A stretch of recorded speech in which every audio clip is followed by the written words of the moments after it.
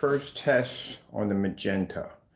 Trying to figure out exactly where I put my measuring tape at. Last time I had it, this is one of the most favorite things of my pastime for losing my stuff and trying to figure out where I put it at last. All right, first things first.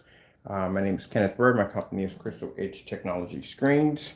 I had to do some configurations with how I run one of my projectors because I gave away the VGA to HMI adapter to a customer thinking I had another one on hand and didn't have one. So I had to figure out another way around that. Right now, I am trying to track down my measuring tape, which is going to be needed for this demonstration. I already know what 22 feet is going to be like because I've done it over and over again, but I need the measuring tape there for that. And out of all the things to lose in the house or misplaced somewhere weird,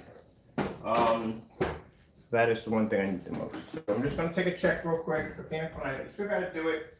I just have to recap on it again, that's all. Just checking all my kitchen drawers, places that I know I have a habit of sticking this thing in. Why is this on the floor? It should not be on the floor. I'm going to take some stuff real quick. See if I can track it down. Oh, that's nice. I'm going to organize that a little better. And have all this stuff hitting the floor like so. Track down some of my stuff. Sorry about that. Try to keep things organized. Apparently, I do make a mistake of not doing it. It's not back here. Another remote control for my projector which I could have used. And these are AV cables, which are not supposed to be in there. I gotta organize all this out. Check the drawers again. Probably could be in a hood somewhere. Got a bad habit of putting things in the right places.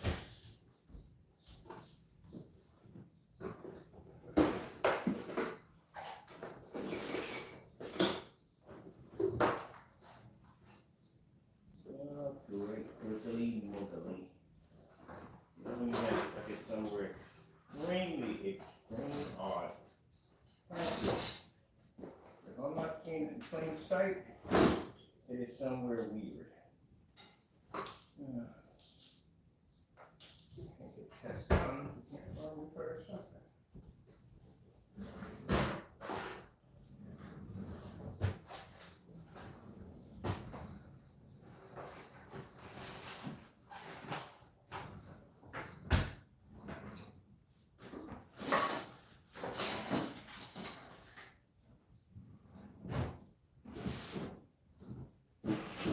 Oh well, we're gonna have to do it without it. I don't know where I put it at. It could be anywhere and everywhere, strange and weird, which is my world. Alright, we're gonna do it out because I don't even know where I put it to the life of me. Got some of the sample sheets there for the other demonstrations, but I don't know. If I can't see it in plain view, that means that's a 100% chance I stuck it somewhere extremely weird that I know I'm not going to find. I mean, literally, I went to try to track down a cell phone, couldn't find it, ended up buying a brand new one, and found my cell phone 3 days later in the freezer. Yeah, apparently getting something out, but hey, it happens. All right, it's good to know. I'll get this started so I can move on with my day. I just don't like not being able to have my hands on something that I paid for. All right. Oh well. Let's get this started. All right. So I had to do some configurations to the projector because, as I said before, I gave away to a customer the adapter, and I'm thinking I got to order a new adapter. But then again, I remember I had this adapter right here. This allows you to run PS4 through any VGA adapter that doesn't have any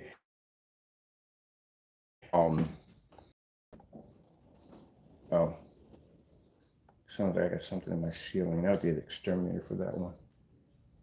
I just heard something a few minutes ago. Okay, so any VGA adapter to allow it to be the run. So the only problem is you have to have a USB power source to run the adapter. Usually it runs into your PS4. This is on a PS4. It doesn't have a USB on it. So we have to run it through the power supply. All right, so let's begin. So we can get this. The sooner it passes this test, the sooner it can go onto the website. Watch, I find the measuring tape in a dumb place. I mean, a really dumb place. Probably one of my work hoodies. I guarantee it's in a work hoodie somewhere. And I need that because I got to start the measurements today for building my screen for the outside. So I need that measuring tape. Oh, man. So I hope everybody had a wonderful Easter. I was wondering why I said, how come I'm not doing any more videos on Sunday? That's the Lord's Day. I'm not doing videos on Sunday anymore. A few people trying to contact me on Friday. If I did ignore you, it's the reason why. It's the Lord's Day. I don't conduct business on that day anymore. So I'd say, especially on the holy day of Easter, I don't conduct business on that day. All right, so let's get this started. And projector's powered up. Hopefully this does work. It should. Hopefully it does.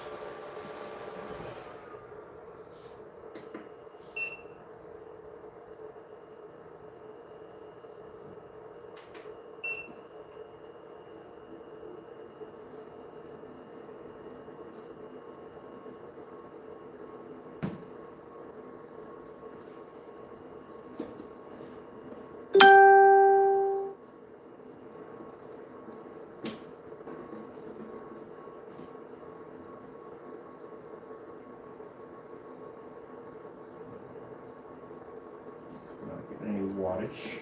It's not getting in return. Should.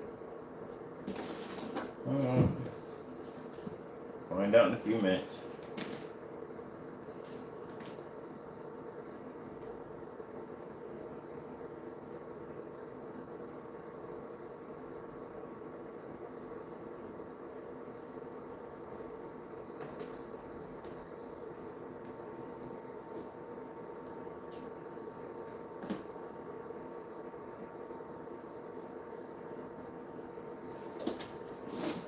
I don't get anything out of the HDMI port, which is kind of weird. I don't know why I didn't get anything out of there. All right, let's just run it straight into here. Let's see what we get.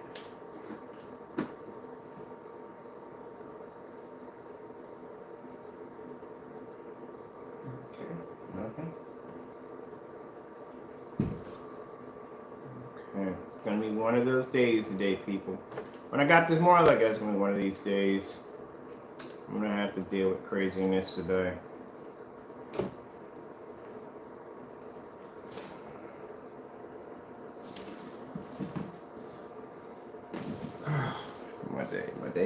My day. Just trying to get the equipment to run correctly. That's the only problem I'm having right now.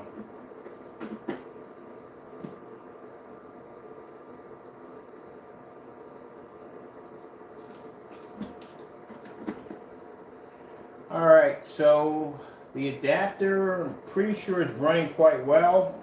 For some reason, the USB isn't powering it, so I don't know what's going on with that. It's just not going to power it.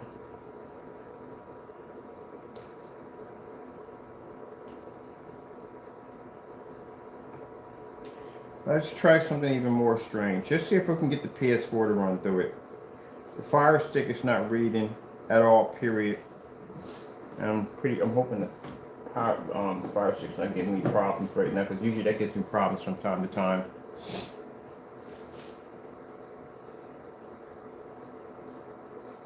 I don't know why we wouldn't be getting any. Oh, there we go. I'm about to say. I knew we had to have that working somewhere along the line. All right, so the contraption did work. Okay. Like I said, I had to do something pretty weird over here, man, to get it to run, but we're running it through an adapter that's designed to allow you to run your PS4 to your older.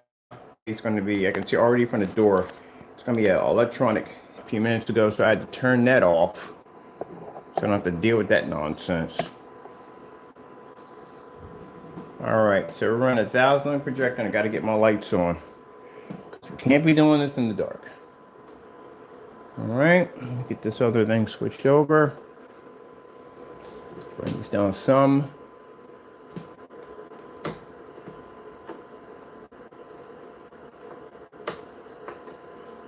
All right, and get our focus a little better here.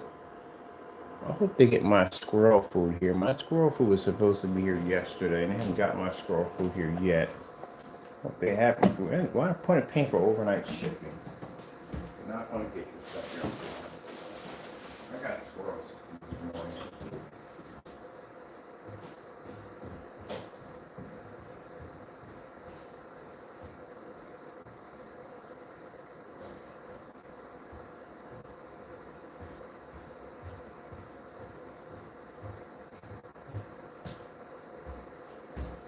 Usually with any of my screen paints that I developed, God develops, I've never painted one directly to a screen before we test it.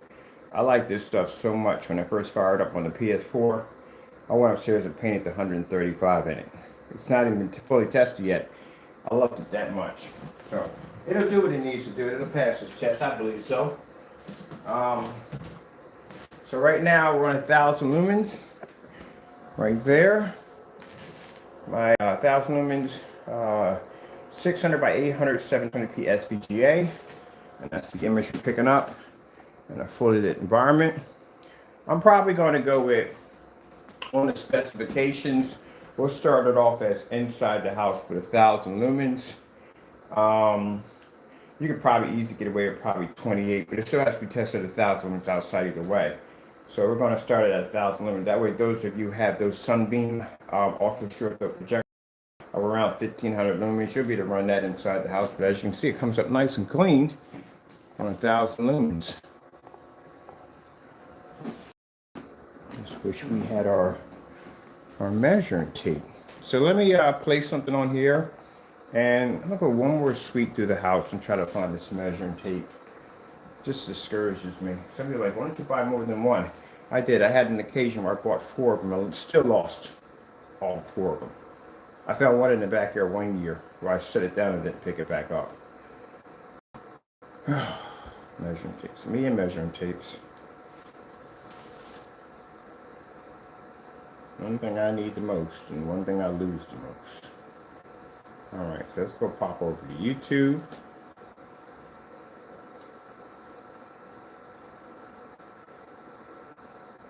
What I like about this is it's purple, but as it dries, it comes up nice and dark. So people think, oh, it's going to be like a big purple screen. No. Alright,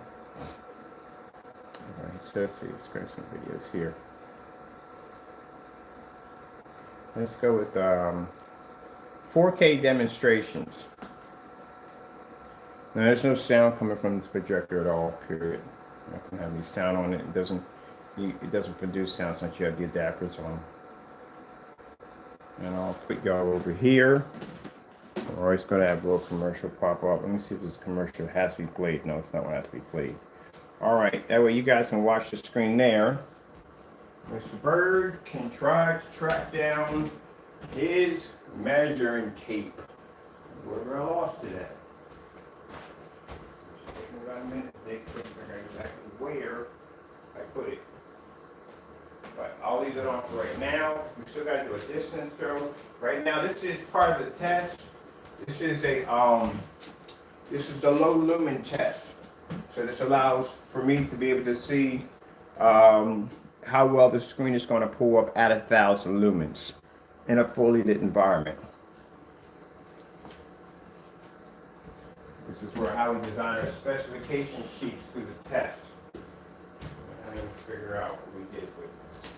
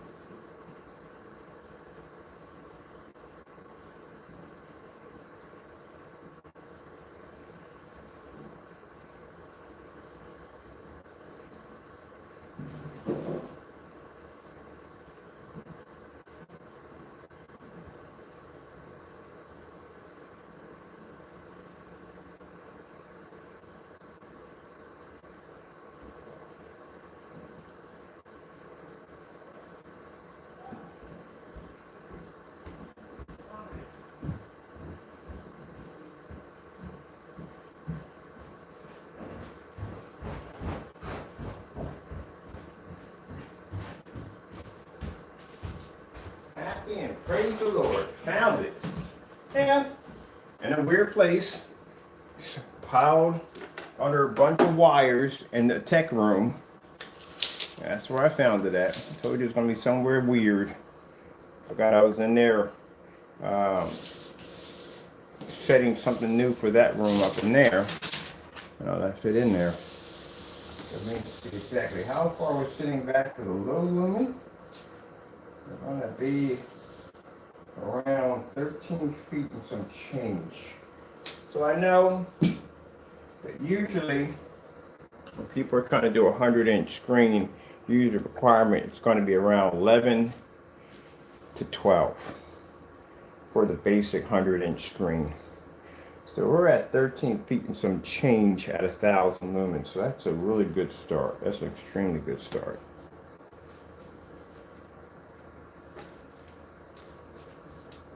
So that's good. So that, do a couple of videos on that, and then that gives us an idea of exactly where customers can begin with their lumens at 13 feet back if they're going at 100 inches.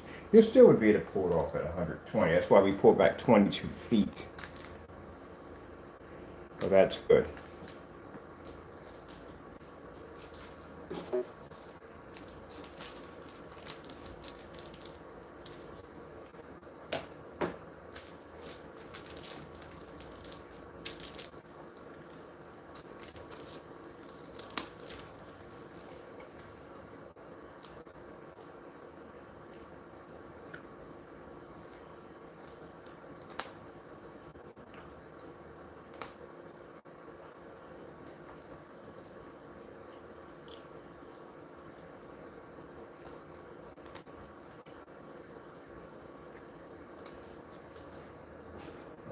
There we go.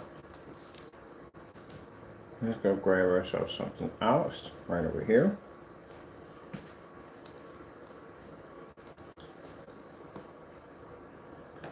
I know somebody's like, how come he's not talking so much? Well, you know, God evaluates me on a day-to-day basis.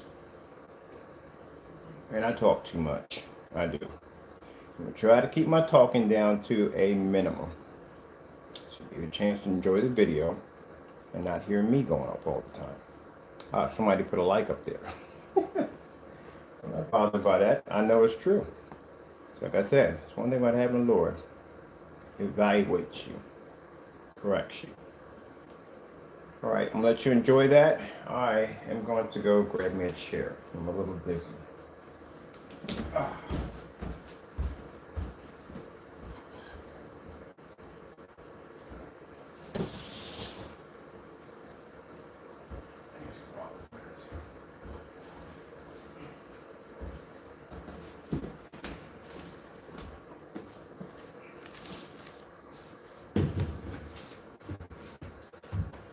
Sorry about that, I should have some water.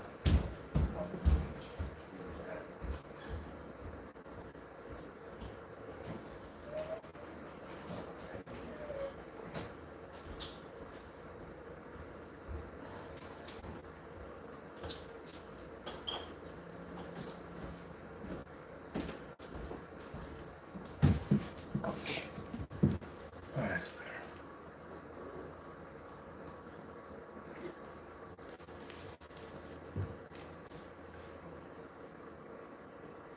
Alright, good. Bright levels are coming up real nicely. Let's try some contrast. Let's see what else we got going on here. Let's see more bright levels in there, and then we'll do some contrast. I don't know what the contrast rate on this projector is pretty low. I think it's like 200 to 1 or 100 to 1, but it's really low. Now, I'm still going to have to explain a few things because, like I said, unless you're going to read through that entire specification sheet, because it's going to be a lot in there. We do advise you to read through the specification sheets before you do purchase the products.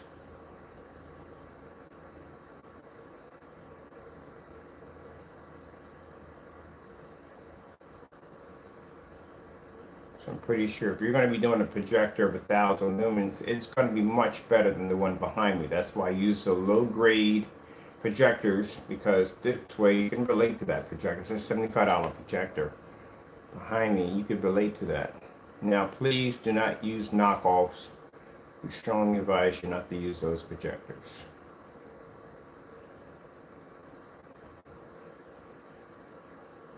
This will not support knockoff projectors.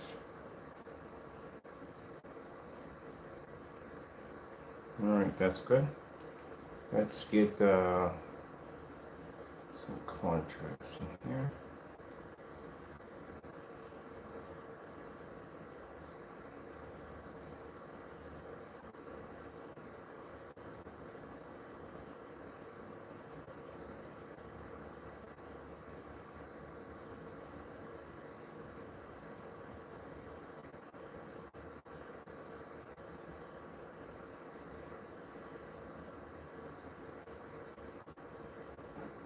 This is not contrast. I don't consider this to be contrast. There's way too many colors in it to be contrast. Out of curiosity.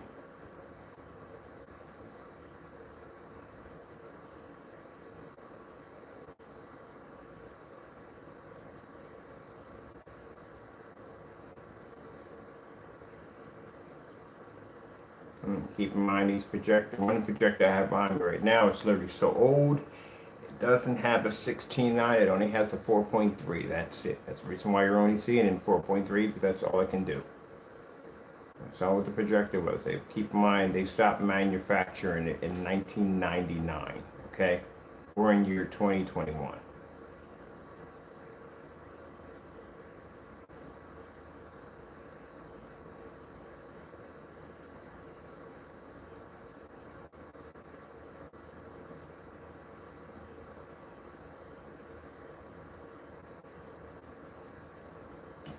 Okay, 13 feet.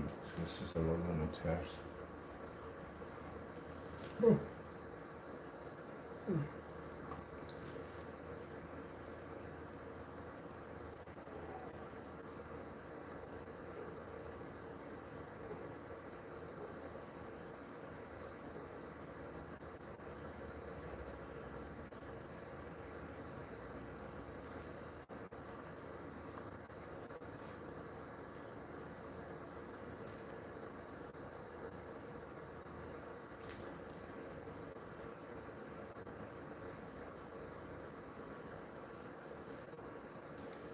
Okay, let me get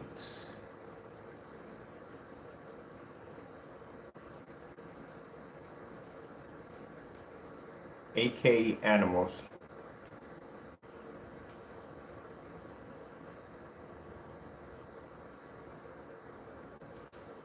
AK demonstrations. Way off.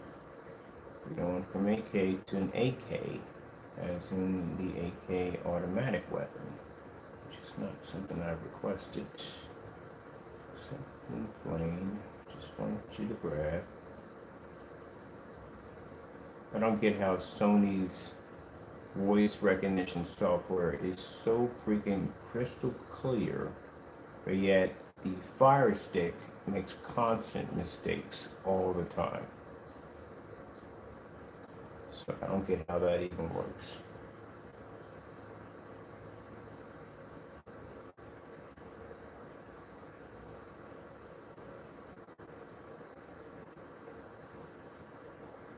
Okay, so I think these 80-bitty commercials real quick. There we go.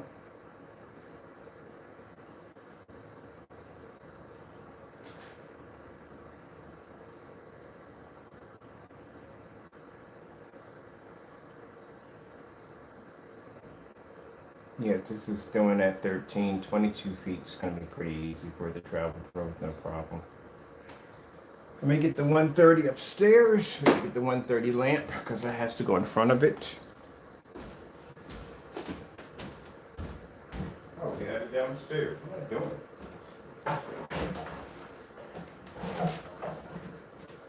Oh, behind. Oh, that's not even necessary.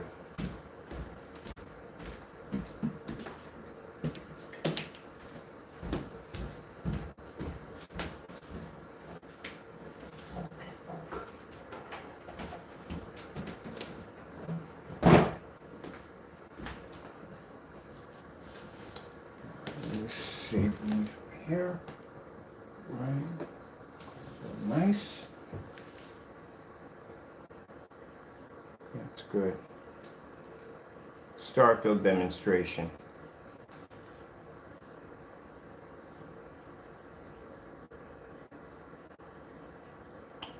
All right, we're fighting today, are we not? Starfield screensaver.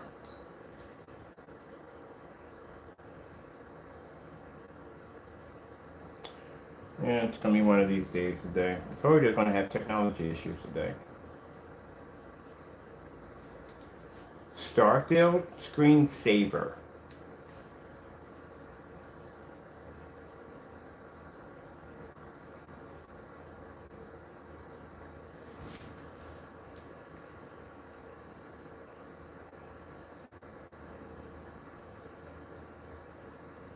He's sitting right next to the unit, and still we have to scream at it in order to get it to understand the command. So I can see it's pulling the contrast levels. New York City, nighttime, screensaver. I like this particular one because the levels are very, very, very dark. These have very dark levels. Not that.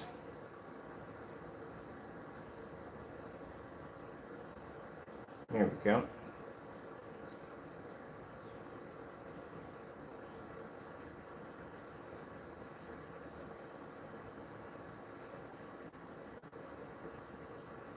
These are done because of a customer request is what are the black levels going to be like on a projector of 1,000 lumens. We can clearly show them at 13 feet. We're able to produce contrast levels on a projector and produce black levels on a projector. The projector has 100-to-1. It's really low. I think it's 100-to-1 contrast capability. But again, this is a purple screen, so different with black, but it's not.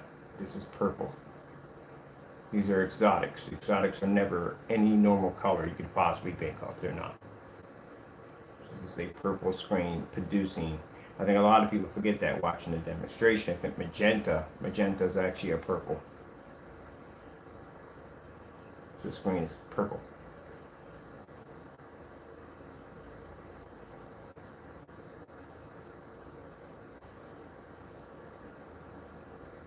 All right, let's go pull our white levels up. White 4K screensavers, snow.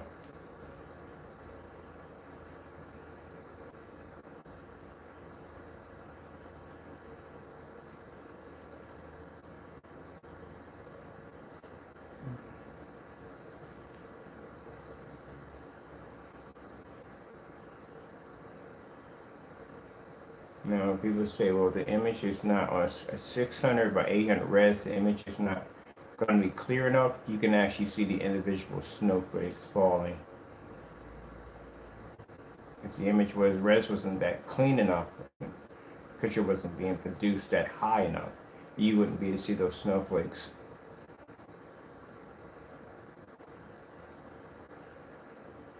That's what I tell people. When you look at a screen, you're seeing more. There's so much information coming from a screen, some people barely see it. Just looking at the top coat of it all. You're not really looking at the screen.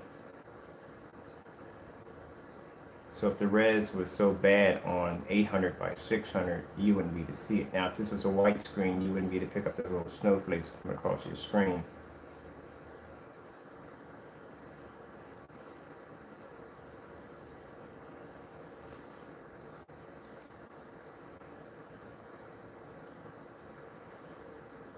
And the reason why I do this is because when you use 38 and 48, or 4,300 lumens on your projector, people will say the reason why the white levels are coming out that way is because the projector is using such a high lumen count.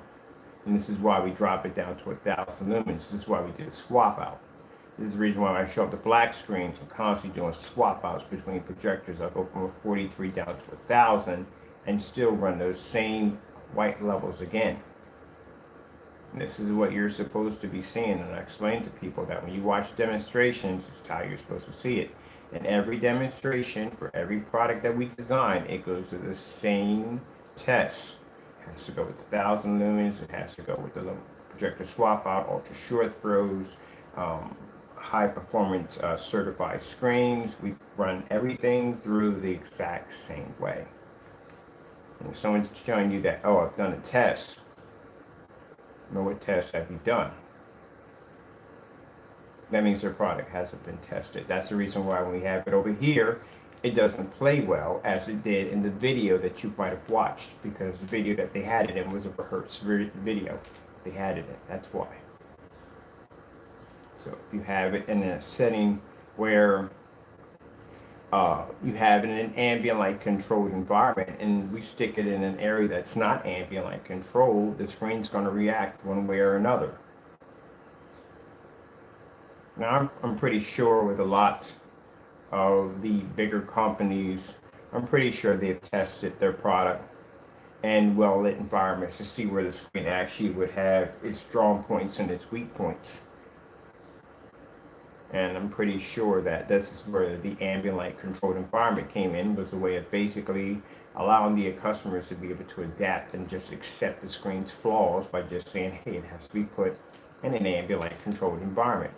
So that means you have to turn your environment into an ambient light controlled environment to accommodate the screen.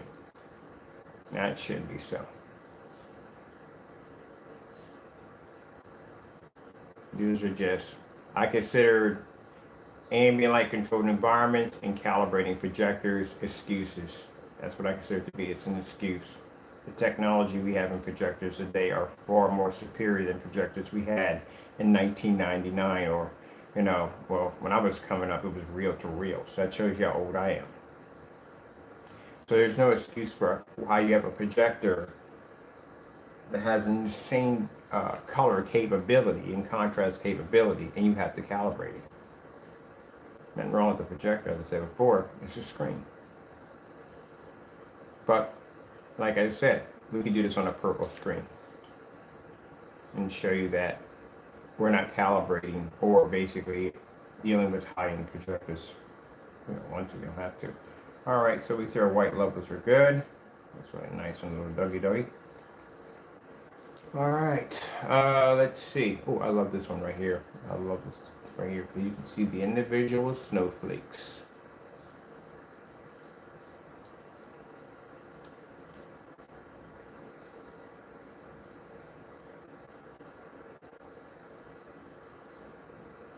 All right, now let's go. Sorry about that group. Let's go pull our projector back 22 feet. That's where we have to be at with this. Weather outside is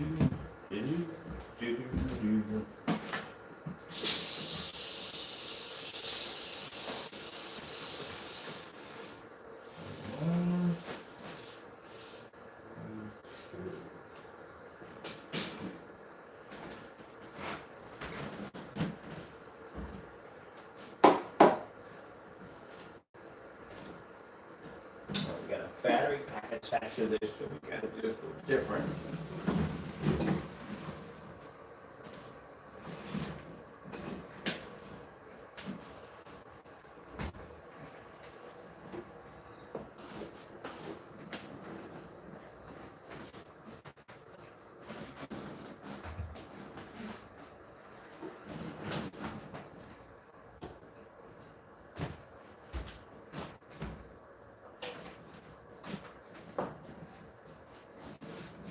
There yet. Got a way to go.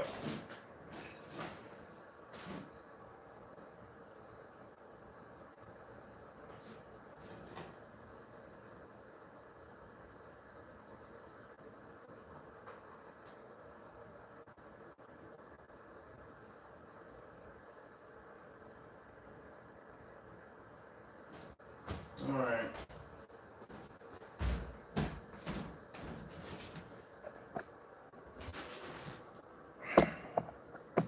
Get my chair that I was using to relax in here. Let's bring us some 4K fish. So what we need go.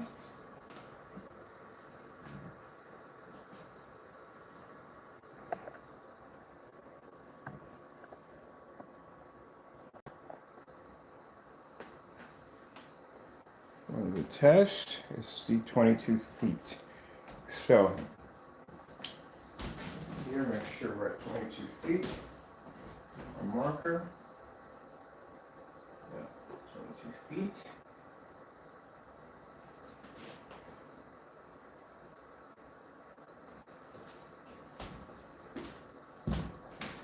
Have all this on record.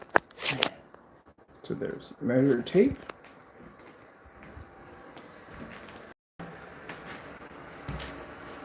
Here is my measurements measured at 22 feet.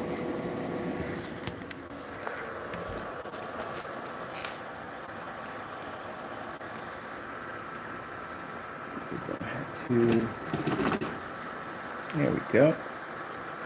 Has to be right here in line with right here. So the minute the projector sets off from here, that's where that tape has to be at. What some people do is they try to put it behind here. You can't put it behind here because it starts from here. So let's just start from there to where it actually comes from. So 22 feet, and it has to travel from here. The lighting we have in the environment here, 22 feet out, and it has to make contact with the screen and still produce an image that you can see. But for some people may think, oh, that's good. No, not done yet. It has to go through 130.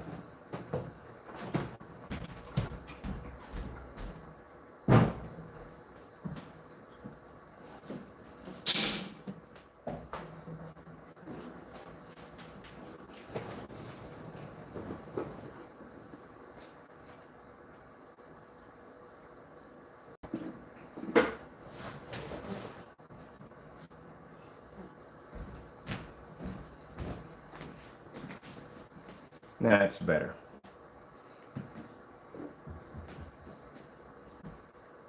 Now it has to travel at 1,000 lumens, 22 feet through the lighting here,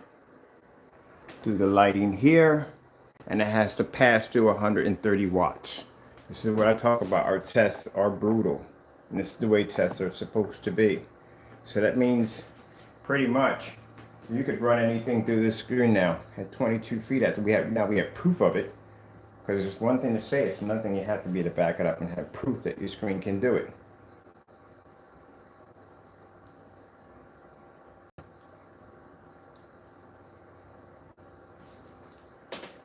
Starfield screensaver.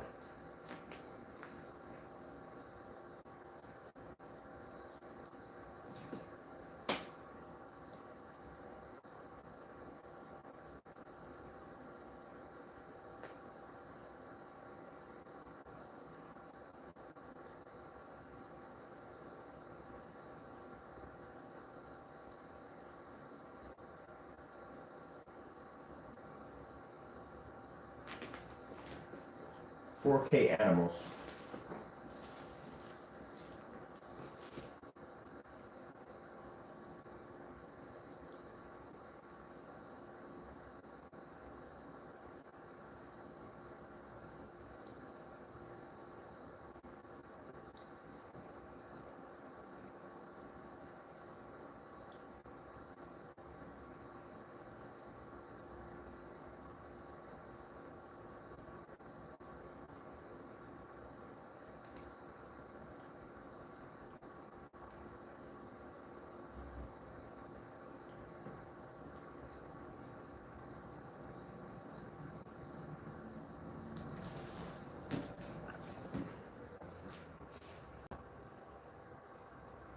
Nice for a history lesson.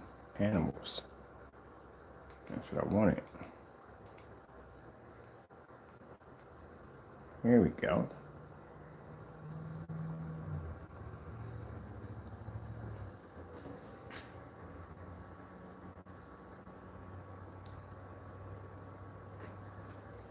We at 22 feet.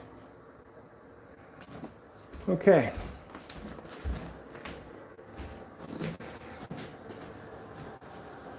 Let's bring it up to our 15. Or 15. 15.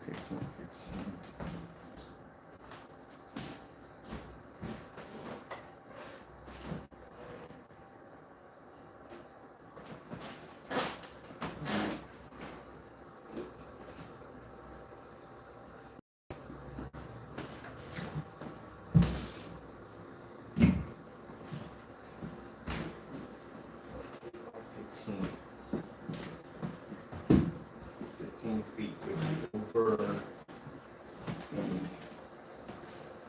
the mark at 15 feet.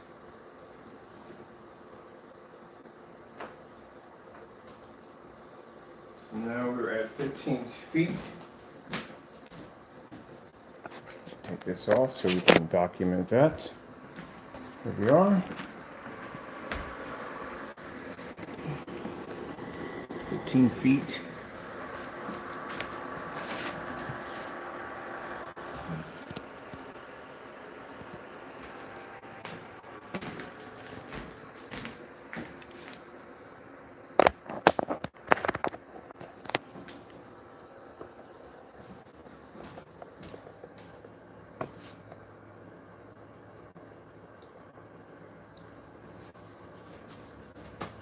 It's in my back pocket. Oh, I got it someplace normal. We should never do.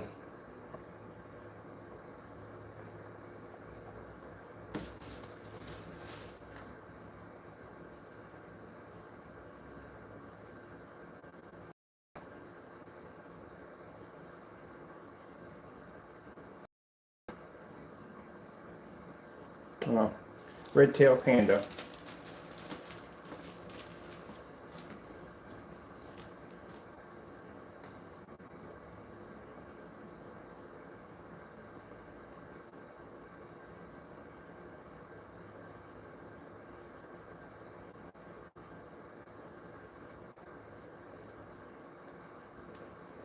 Starfield demonstration. We'll do that one too. Matter of fact, I'm gonna do this one. The reason why I go back and forth to white levels, I go back and forth to colors and all that, because like I said, we have people, a lot of people who try to copy what we do. They will pick and choose their videos. So that's why we cover everything in our videos. We do white levels, we do colors, and we do contrast. Mainly the Starfield demonstration, which we know is a video that they will avoid at all costs. So that's why they never fully mimic our demonstrations. They tried to do a half and half, but they never follow anything we do by the book.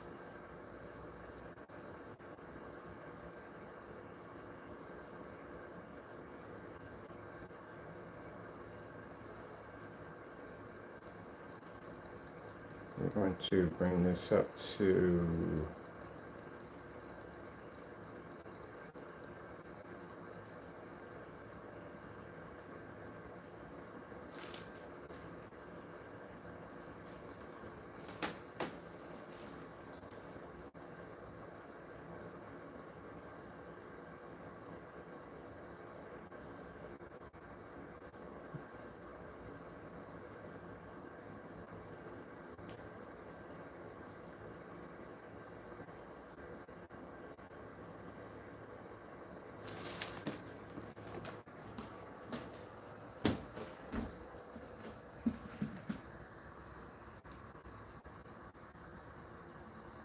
it's going to be hard to try to follow behind any of the exotics because, like I said, they're not normal screen colors.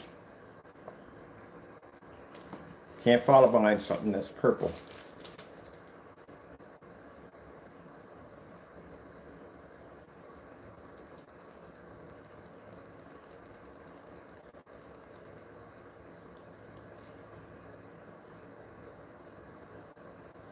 And 1,000 lumens, that's 15 feet with a 130 in the center of the screen. 130 means that lamp is 130 watts.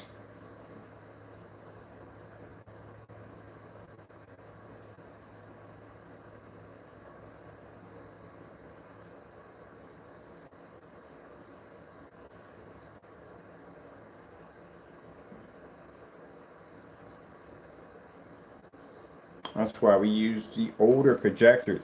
If I did this distance throw on a projector, and usually companies will do this, they'll do the distance throw like on a projector of 32, maybe 4,000. That's not a distance throw. That's a 4,000 lumen projector. You got lumens to spare by the time you make it to the screen. I like using the 1,000 lumens because I know by the time 1,000 lumens fires off in that projector, it's going to be next to nothing, especially with all the lighting we have in our environment. And then it has to pass through that 130 to make contact with that screen. So it's next to nothing's hitting the screen.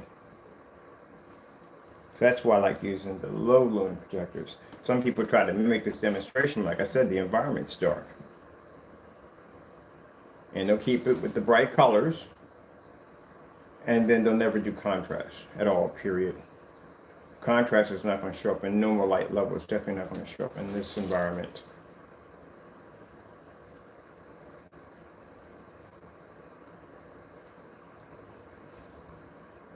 This shows our customers that, you know, if they choose to use a projector of 1,000 lumens, as long as it's name brand, please, they're not going to have any problems. And this is like, that's why I use the old projectors, because you can relate to that. You can look at that projector, you can relate to it. Definitely do better than that. Guarantee you. All my projectors I have, you can afford.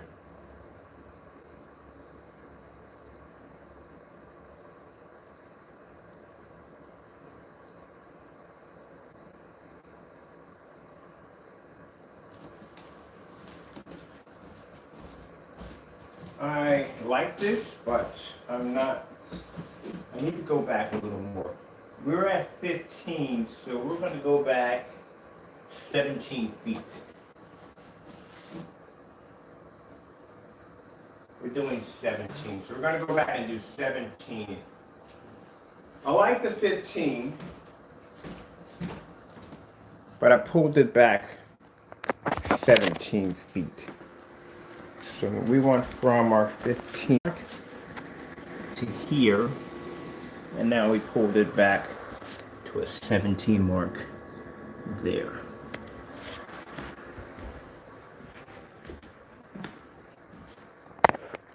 So why would you do that? It's looking a little too easy at 15.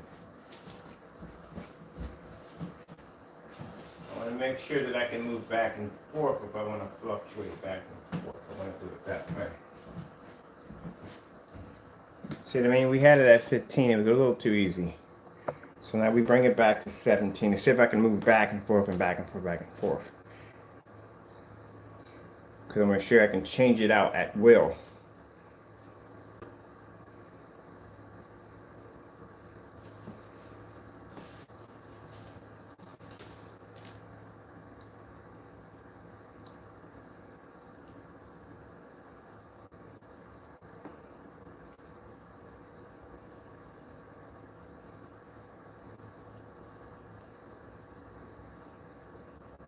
And that's why it's important to do these swap outs back and forth. That way, you can get an idea.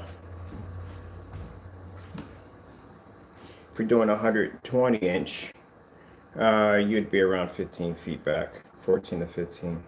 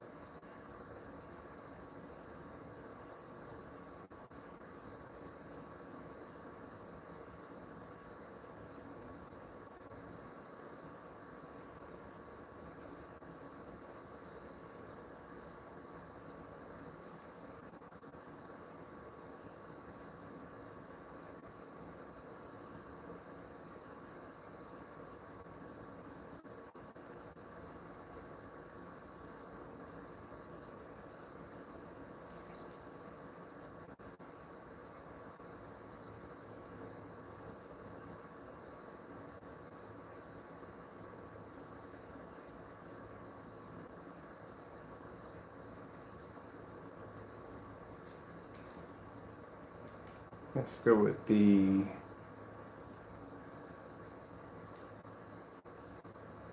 Starfield demonstration. Screensaver.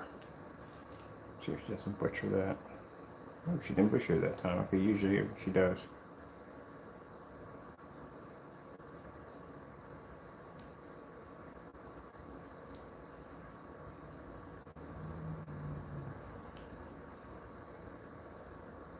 So that's a purple screen producing that contrast level.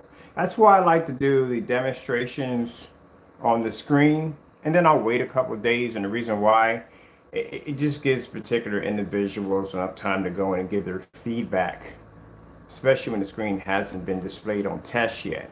And they'll give their theories on how it's done. They usually start off by saying, oh, it's because he's using such a high power projector. That's the reason why it's producing and doing what it does.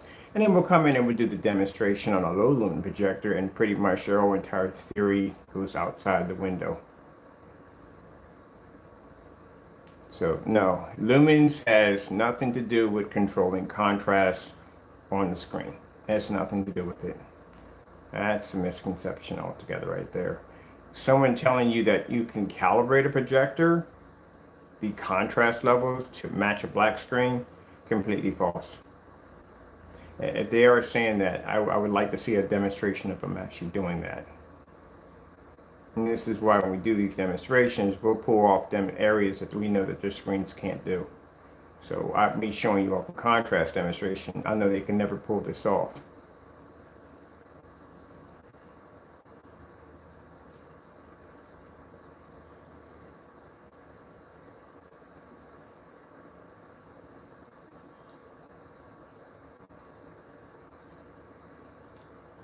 New York City, nighttime, screensaver. I choose that particular one. The first time I saw this demonstration, I was like, good gracious, the black levels were just so dark. This is perfect for a demonstration.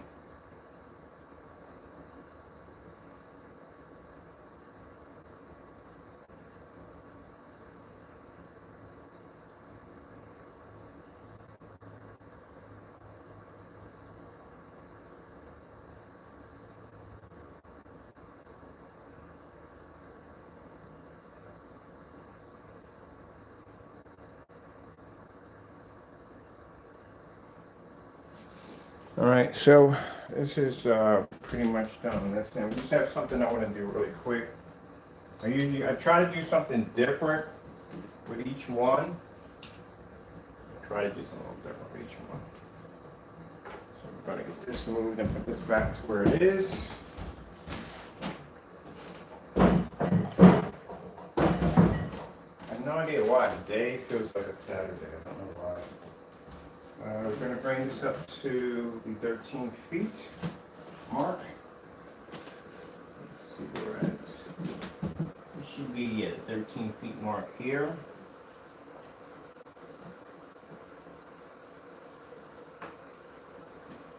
And clean that up a little better. There we go. You know, color white.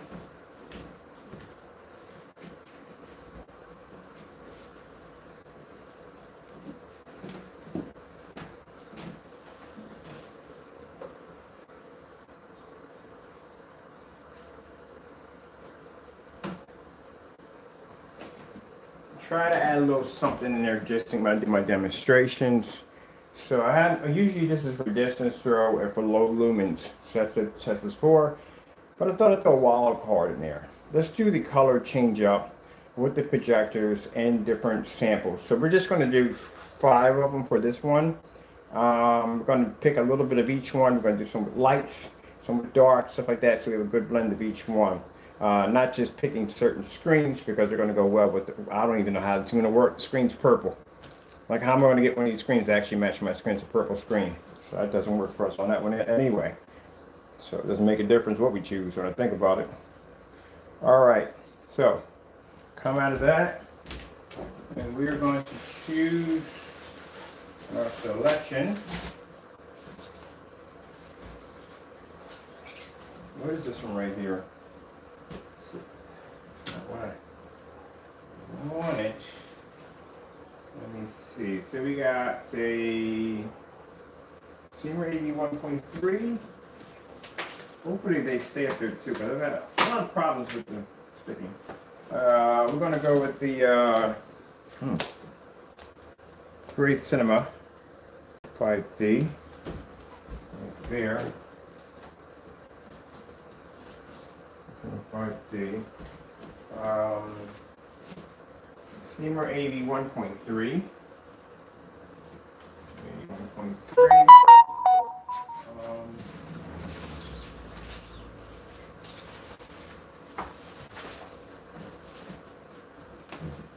Dark Star 9. We'll do a Dark Star 9. And we'll do the, what is it? I got it here somewhere.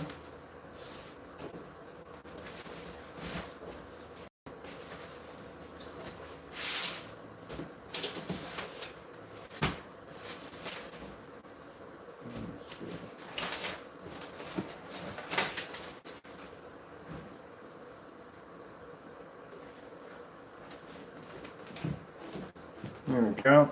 And we'll do this one right here, Parallax. I always butcher that name so badly, I really do. Parallax.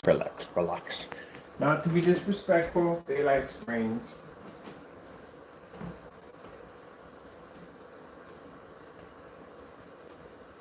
Alright. So we'll do this with the 1000 lumen projector. Right there. And let me see. And if you were to make that statement by saying, well, you had a 43, and the reason why his screen came out that way, because it was 43. It doesn't make any sense at all whatsoever. So all the screens are being hit with the same projector, and my screen came out that way because it was hit with a 43. Okay. Yeah, that's a really dumb argument to start. Let's continue, because they're all being hit with the same projector, you know what I mean? No one's being hit with anything different. It's like my projector on one side is shooting 43 and 1000 on the other. They're all being hit with the same screen. So let's see the white levels on 1000 lumens. Did we get this in? Yeah, because if it's a 4.3, I keep forgetting half the screen's not going to be there. Whew. Okay, let's get this going, because I've got a lot to do today. All right. So as you can see, at 1000 lumens, all ready from the door. Let's get going. Okay, let's go with a, usually I get that in there. Blue screen. See if she gives me exactly what I want. There we go. Told you. Doesn't make a difference if it's 43. Doesn't make a difference if it's 1000. Doesn't make a difference if it's 4K, 1080p, 720p. Your screen can't see color. Our screens can do it because they have color coding technology, right? Your screen can't see color. This is why you got to calibrate. This is the first thing they tell you. You got to calibrate your screen, and you got to use it in some form of ambient light controlled environment, because keep in mind, the more light we have in the environment, the faster the screen's going to fade.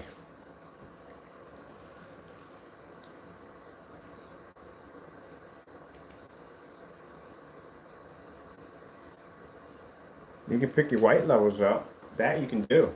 Definitely pick up your white levels, but you're not going to be able to pick up your contrast. You're not going to pick up your color.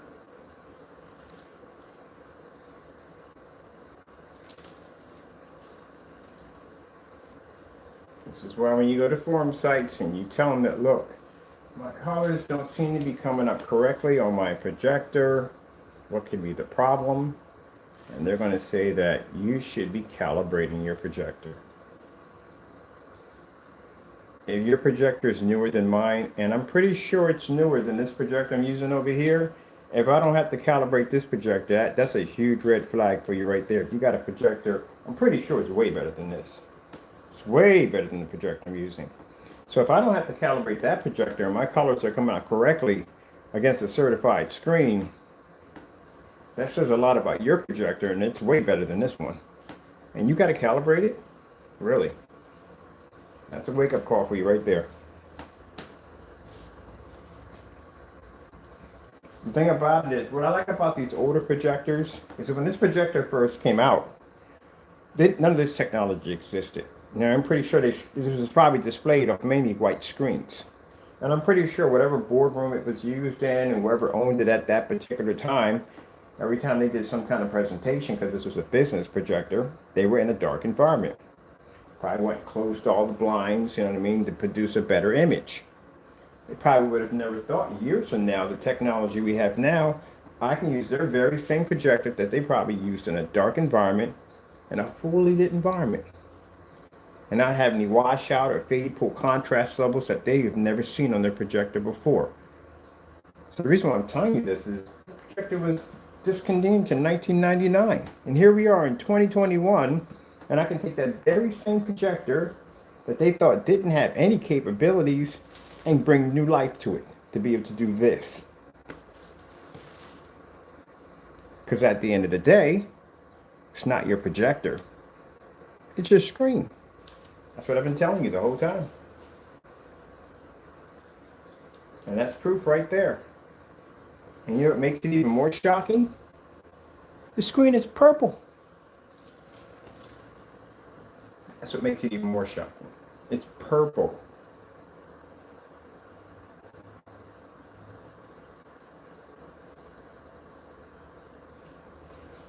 That's the wake-up call right there, people. That's the wake-up call. Spend $5,000 for a projection screen, spend $3,000 for a projector, and your image, you still got to calibrate and use your projector in an ambient controlled environment. There you go. There's your wake-up call.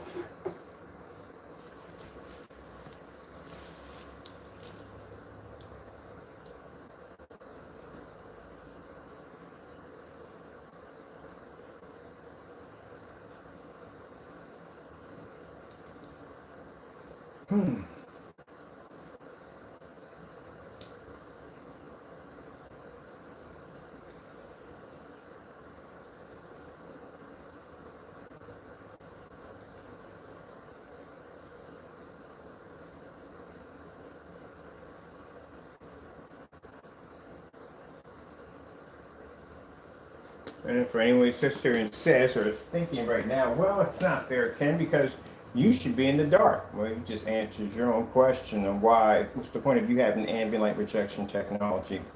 Why haven't paid for it? Can't use it. Can't be in a fully lit environment if you're worrying about your screen washing out. Aren't these things supposed to be to reject ambient light to keep the screen from maintaining a beautiful image? And somebody come at one point and said, well, your projector's not calibrated. Why would I calibrate it? Do you know how old calibrating projectors come from? Remember, white screens have been around since the silent era of movies. They started calibrating projectors on those white screens around, probably around, let's say, 60s, 70s, probably somewhere in that area, in that era. So they've been calibrating projectors that long. And your projector, of course, is more advanced than a projector from the 1960s and the 1970s, so why are you calibrating it?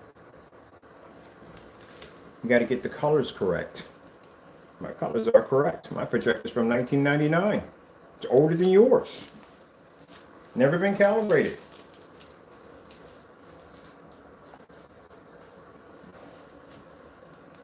Starfield demonstration.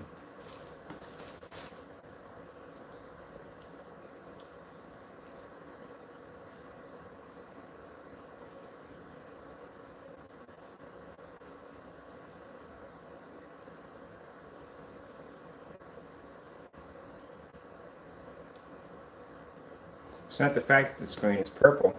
It's the fact that that technology has a color coding technology embedded to us, given of course by my Lord and Savior, who gave us the technology to have you to design this. Which means I can come on here with a projector from 1999 that has a contrast level probably somewhere around 100 lumen, 100 to 1 contrast, and I can produce a contrast level that's darker than a Dark Star 9. And my screen is magenta, which is actually purple.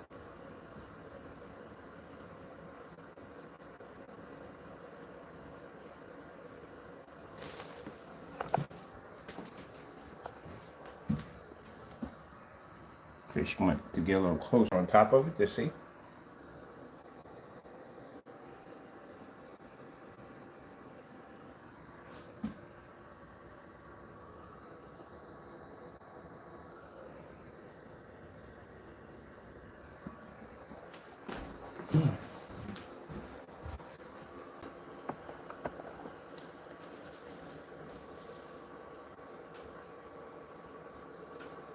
Thought I'd throw this in here as a wild card for fun. Usually I don't do this demonstration at all.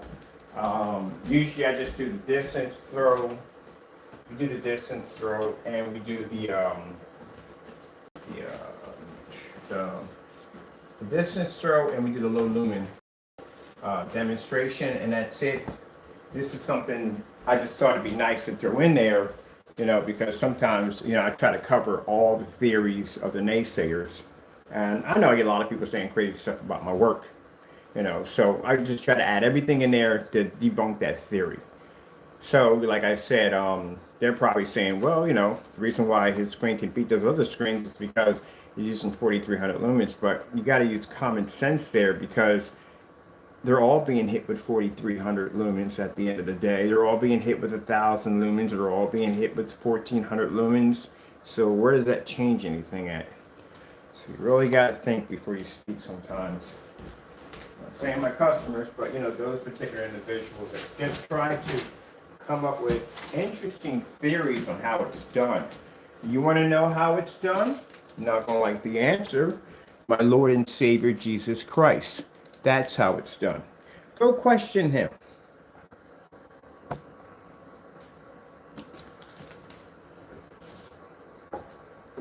I'd like to see how that one turns out.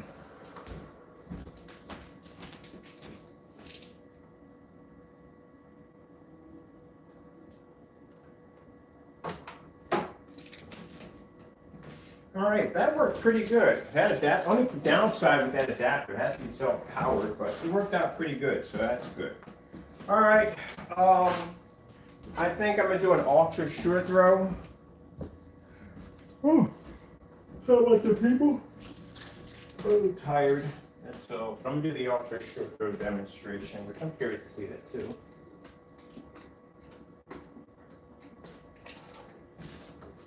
I throw my glasses on, I'm a little dizzy.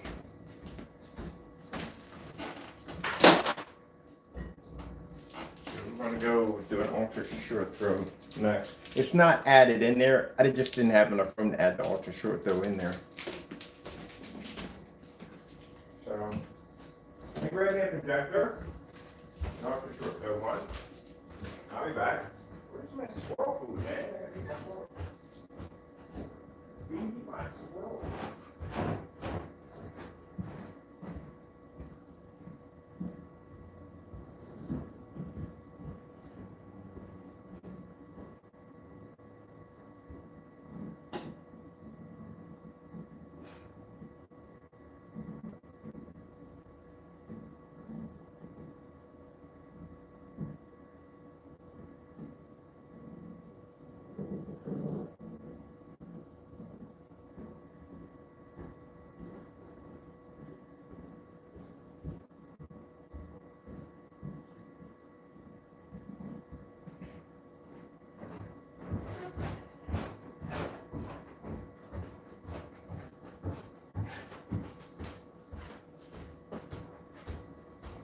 Alright, so we're going to grab our 720p ultra short throw projector right here.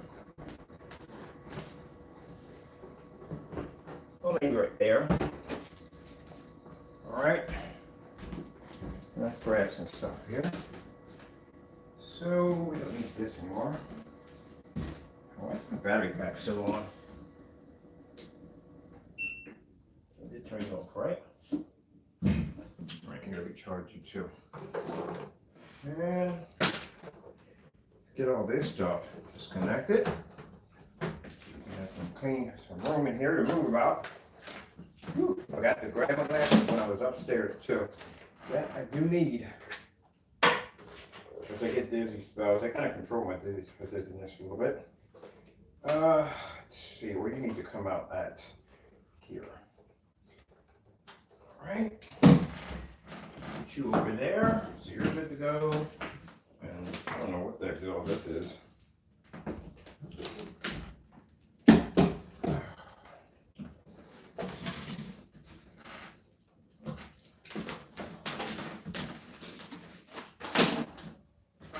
Let's see what we need here. We definitely don't need that. We do need this. Alright. That's more than enough cord from A to B.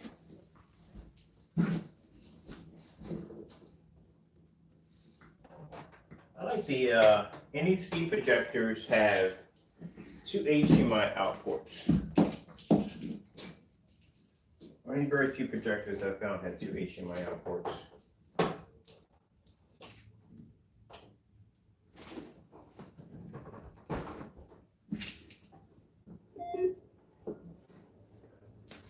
The Optima GT 56 and 55, both of them have 2 HDMI outputs on the back of them. And then the NEC ultra short throws have them too. They give you 2 of them. Ooh, this is going to look really good in ultra short throw. It's the first time I tested an ultra short throw. I've had all long throws in the house with this thing. Never had an ultra short throw hit this screen before. Ooh, that's going to look nice. Really nice. Excellently nice. Wait. Nah. This is the one that doesn't have the shit. Alright. It doesn't have the shit.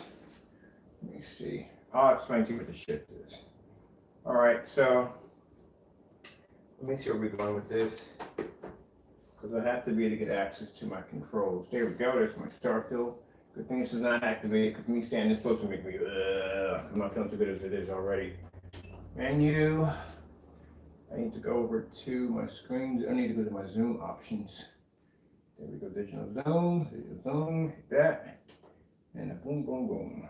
And the boom, boom, boom. Let's see if we gotta go all the way back to the share screen. It might be in the 70s. Let me see. I think we got it right about the 70s. So they come back some.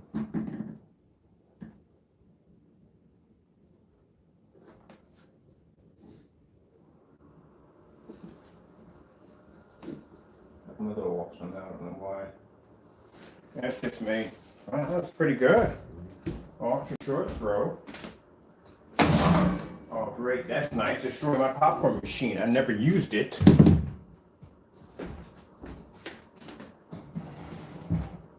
For those who think I'm in there ranting for nothing, no. I hit my popcorn machine over there. I've never used it. I bought that popcorn machine, put it together, never used it. Maybe it's because I don't feel like cleaning it up. That's what it is. That's a lot to clean out. Okie dokie. Man, that looks really good for ultra short throw. We're starting off with the contrast level door. All right. Let's see. I'm not even exactly straight here, but yeah. Let me just use this for right now. Maybe it's only a feeling. Just gonna just straighten this out a little better. And we're way off. Things are the only things that matter. The Jeep Grand Cherokee. There's only one. Were we in there? I'm not sure. All right.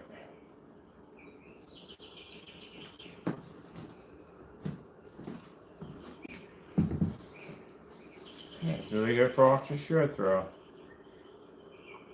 Well, we know it's ultra short throw compatible now, so that's good. That distance throw outside is gonna be a cakewalk for it. It is. It was at 22 feet, it pulled with no problem. The 15, 17, 15, 13, it pulled with no problem. Screen didn't even alter color. So I already opened the door outside. It's gonna breeze right through outside like it ain't nothing. That's why I told you when I saw that screen painted 135 at the upstairs, I was like, oh yeah, this is definitely going upstairs. Definitely going upstairs. Did that without even running a test first. Let's go play around with these real quick.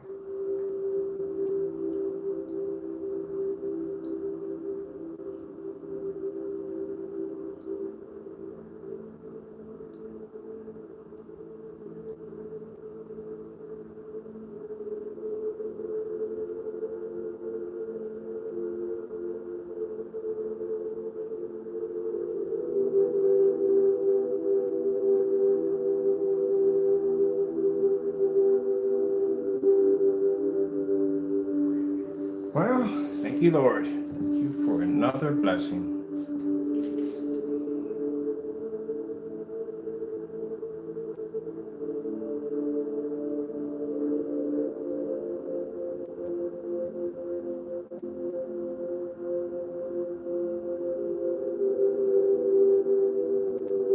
I know some people may say, well, what about the high performance certified screens? We did that a couple days ago. Right from the first try of the screen to see if it could take it. It took every last one of them. You want to see the links? I'll put them below. It beat every last one of them. Every screen we had in that category over there, it beat it. And it's purple or magenta. Magenta. Magenta. I like that. Magenta.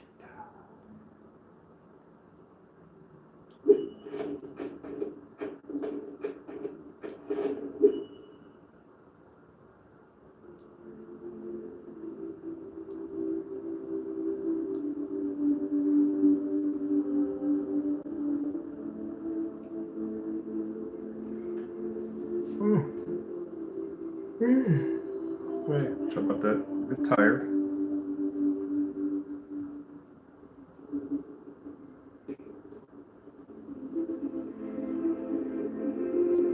So we get a nice, I don't know what the temperature's outside, but I know we got a sunny day, and it's not windy, which is good. Because usually if it's really windy outside, it's really hard for me to set the camera up because stuff gets blown all over the place out there. So we don't have a bad day.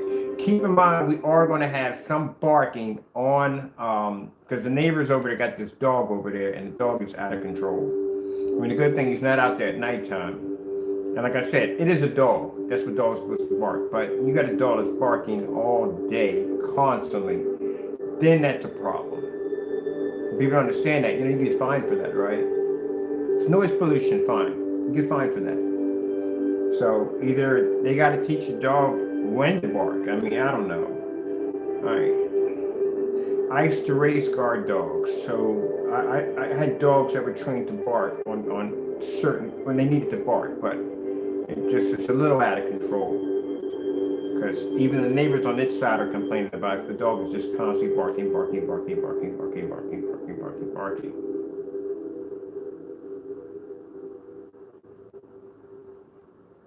So I don't know. But like I said, you're going to hear some bark. If it is out there, you will hear some barking on camera. I do apologize for that.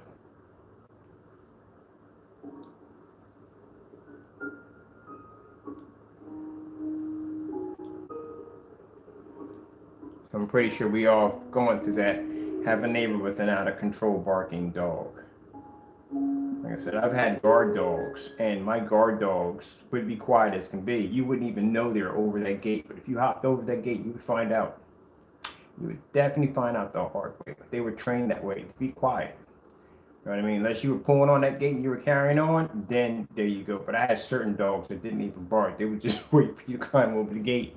Then they'd make themselves known.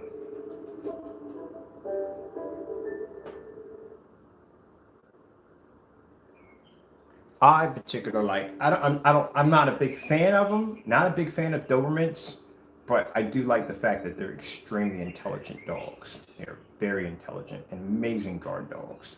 People understand that. Extremely good guard dogs. Usually work in pairs, kind of work together. Something like Siamese cats, but different. Like I said, I don't mind occasionally a dog barking here and there. You know, what I mean, that's what they do. You know, it's a dog. But when you got it constantly barking,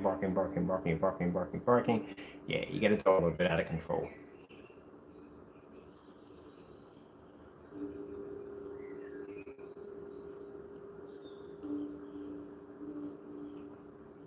But I see why they got to put them up on that balcony. Over here, you can't have dogs in your yard. There are things that come out at nighttime that are not afraid of dogs. They're not. And they will attack your dog. So you can't have your dog outside. Unless your dog got that kind of aggression threshold where they know they can't go toe to toe with it and they're not going to even try it, then he's good. But we got some things out here at nighttime that roam around at night that are not afraid of people, so they're not going to be afraid of a dog. Off topic, there was a fellow I met way back, I think last year. He had a really high power flashlight and he hit the side of my house. It actually landed in my living room and came outside and he's, oh, I'm sorry if I hit your house. I said, no, it's just kind of curious. What kind of flashlight is that? Because I would like to have one of those when I go take the trash out because we have interesting creatures outside waiting for you. I bumped into skunks and raccoons and foxes, and some of them don't back down, especially possums don't like to back down. And so that's why I have a glad bag full of bells, and I throw them out there because it scares them. But I asked him why does he carry that, and he says, well, sometimes we've had a few instances where we've got attacked by foxes and skunks and other animals out here.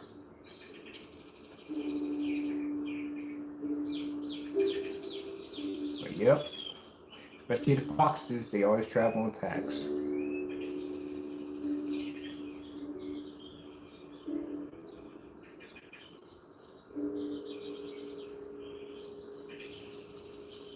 Yeah, I'd be a bit I mean, I lie to you not, I'd be a bit terrified to take out my trash because I really don't want to get sprayed by a skunk. I just don't really want to get sprayed by one. Or bump into a possum. Well, that's a beautiful spider. Don't want to bump into that either.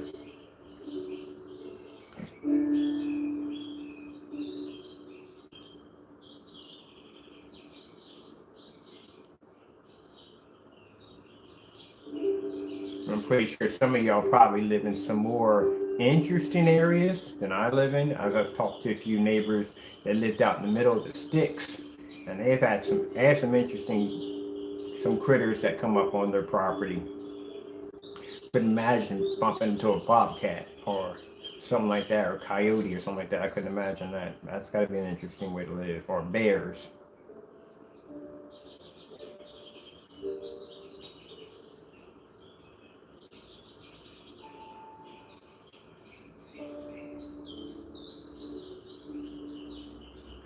I had a buddy of mine who's a real estate agent.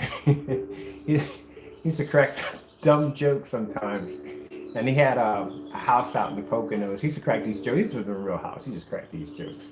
And he was talking about how he had a house out in the Poconos, and he was explaining to the people that were interested in buying it that the area was completely crime free, like crime free. You can leave your doors open, you can leave your cars unlocked, you can leave money on your front porch. Nobody would take it. Crime free area. But all the houses had giant bars all over the windows. And the first thing that people say is, I thought this was a crime-free area. I know it might be a corny joke, but I'm going to say it anyway. So I thought you said this area was a crime-free area. He says, oh no, that's not for the people. That's for the mosquitoes. So he had weird jokes like that all the time. Oh, that is adorable. Look at how big and fluffy that is. I swear, that's my weakness with fluffy dogs. Doesn't mean any kind of dog. I love dogs. I love cats. Just about everything. I think that's why I feed everything.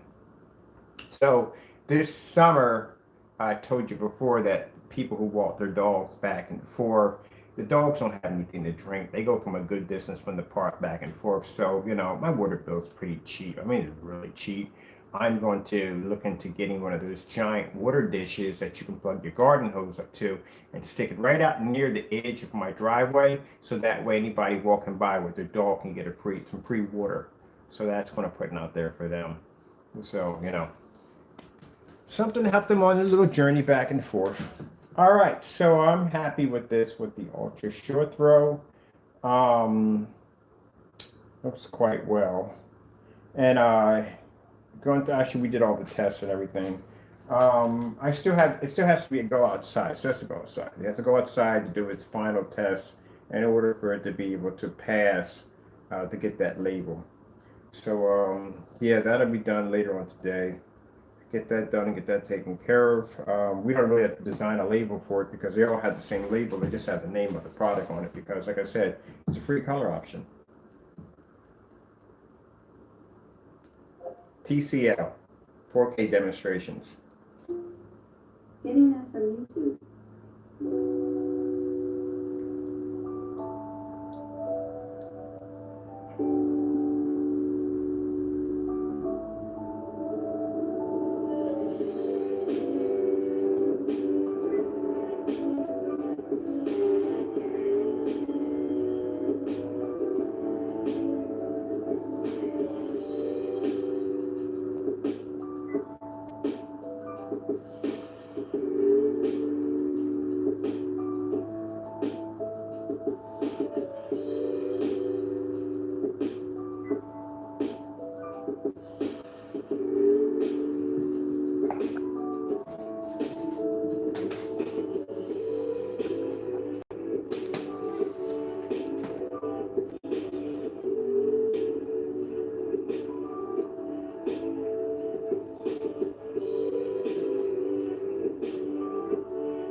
And that is on my 720p, 100. I think I paid $130 for that one.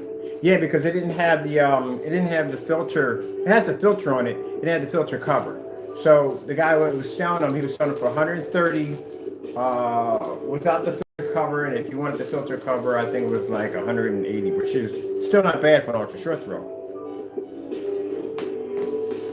As you can see, as always, for the environment, screen doesn't wash up, doesn't fade. So it's supposed to be 720p, $180 ultra short throw. That one right there, I talk about the most. I paid $59 for that one. So if I got that from a different person, I got that from a church charity. I had it for 50. That's why I first found out about the projector. I was like, oh, I like this. I went online and found this fellow who was actually selling for that price, and I got 4 from him. And I bought a few other ones back and forth from other merchants. And those have 2 HDMI ports on them, which I like.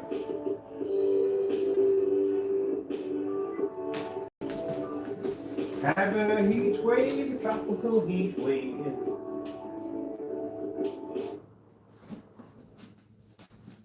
Do do do do do do do do do do do do do do do.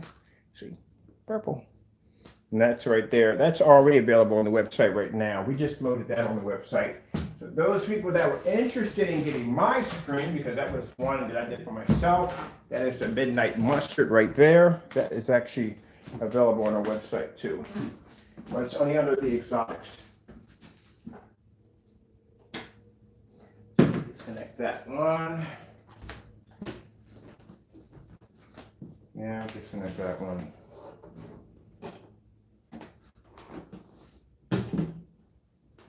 Pretty much done.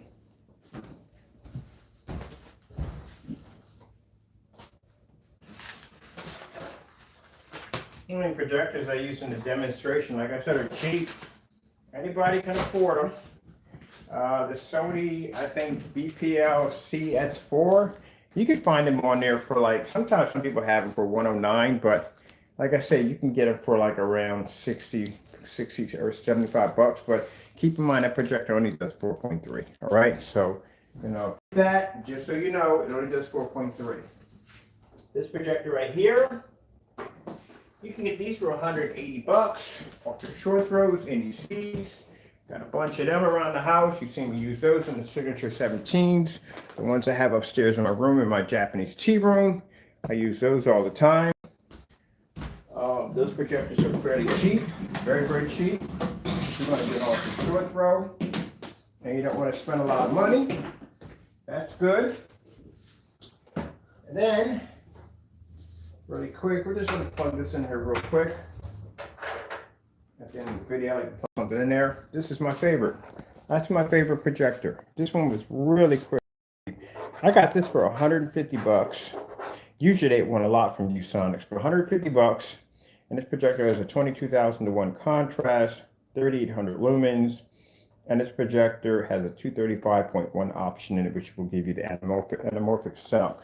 What a lot of people have been doing, customers have been doing, is buying a gallon from us, and they've been painting the whole entire wall.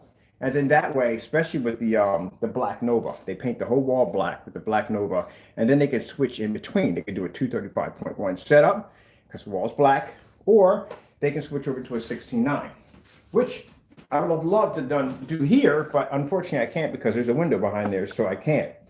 That would have been nice. Paint the whole wall, and I can switch out on which one I'm going to use. Now this projector right here, I showed you where you can get this one over on eBay for some, I don't know if it's still there. Somebody might have bought it already, I'm not sure, but it did have one in a box for $249 brand new in the box. So I don't know if somebody jumped on that. Somebody might have went and bought that. I'm not sure. Also too, the projector is still in circulation. So it's I think it's a 2017 model. So you can get it on Amazon for 300 bucks. And this is a 720p 600 or 800 by 600 SVGA. And some people will knock these projectors because they'll say, well, you know, 600 by 800, it's not going to be a good projector. Image is not going to come up all that well. You know, hundreds of excuses. But again, like I said, at the end of the day, the reason why it doesn't look good on your screen because it's your screen. That's what it comes down to. It's your screen.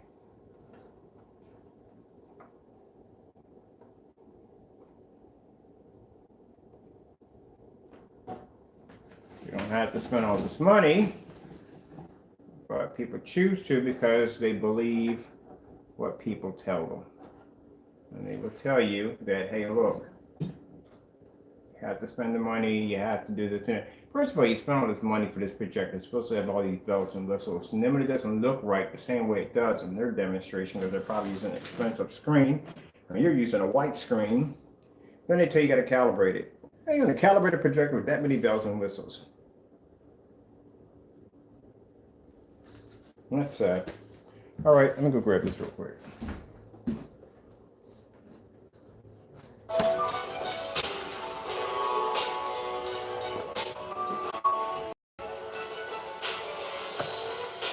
That's my 800 by 600 res projector in 720p.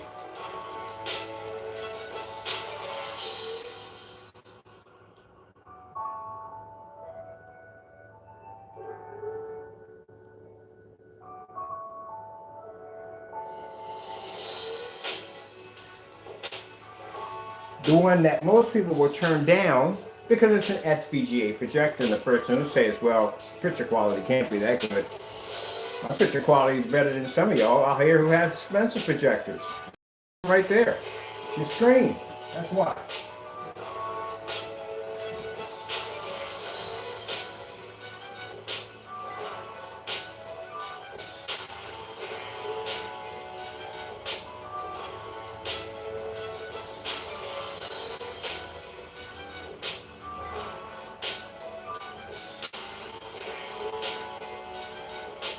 Yeah, that's the reason why I painted that screen upstairs with that purple technology. That's why I'm not doing that. I don't do that whole skull face, creepy stuff. Nope. I don't do all that nonsense.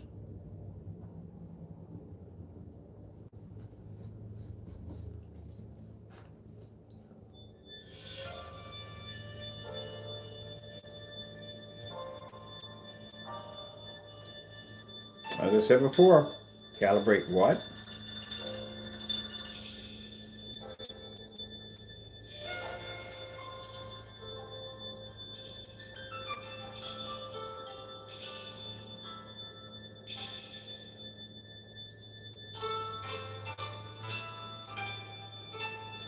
Oh, if this projector had lens shift on it, if it had lens shift, I would replace my 5000 with this one right here.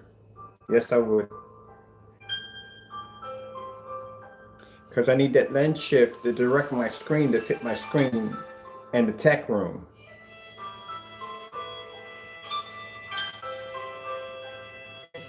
This projector looks incredible on all our screens.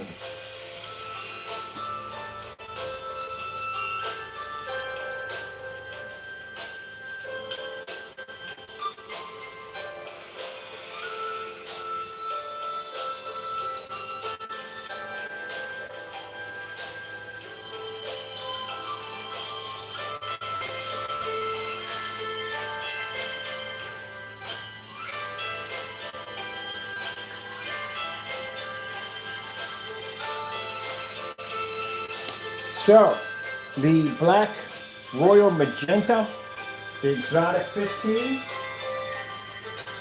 will probably be available Wednesday. So if you go to the site for the 1 and 2 quarts, you'll see it in there. You'll see it in the option.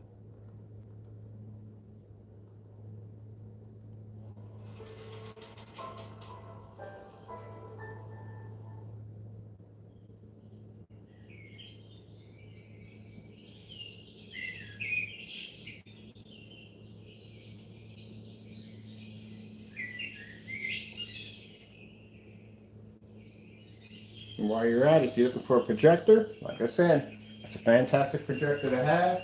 It's not going to cost you a lot of money. It has plenty of power attached to it. I'm going to run it outside today. I'm going to do the original test, which is going to be under 1,000 lumens. But just for kicks and giggles, when we get done, we're going to run that outside and watch some. Well, I can't do movies off of it because I'll get hit with the copyright strike again. But we'll just run some stuff off of it.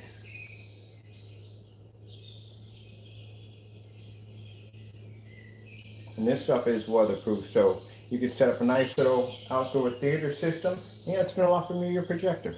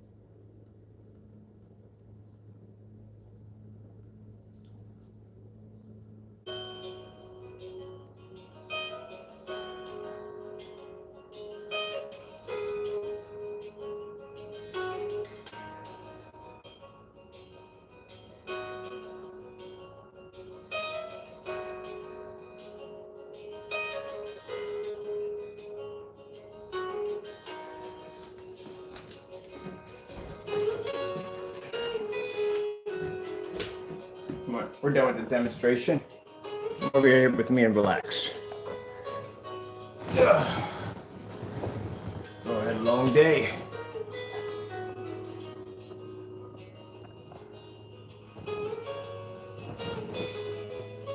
I'm a $150 720p 800 by 600 rays. See, all that stuff they was telling you was a lie. You have to have this resolution and that resolution to get a beautiful image. All a lie. It all comes down to the screen. I can tell you this because the screens have shortcomings. That's why. It's a way to deal with the flaws in their screens. Calibrate ambient light control. Buy more and more expensive projectors. All a lie. I can sit right here and do this demonstration on a cheap projector. Image looks beautiful. And at that, the screen's purple, or magenta.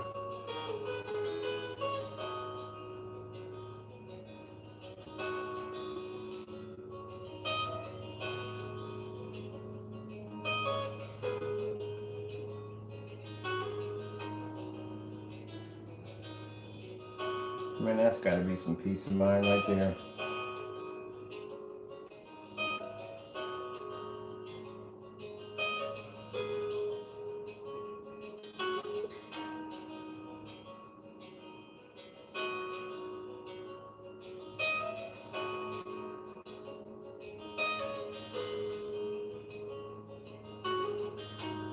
don't know about that. Can't be doing all that. I got a thing for things in the water.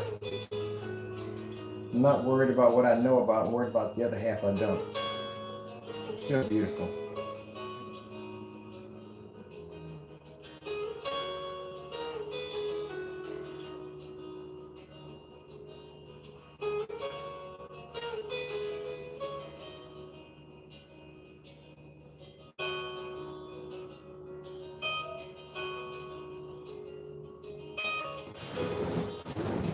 See, my biggest fear is most people, I mean, I give it to you. If you could jump out there and swim in that water like that, that's an amazing thing. But for me, I figure I would be the one person to find something that wasn't supposed to exist for millions of years. I'd be that person.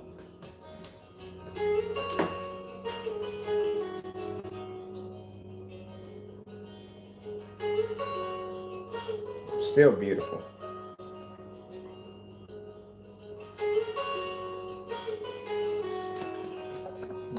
Show you where we're sitting there with the projector. How far my projector sits back.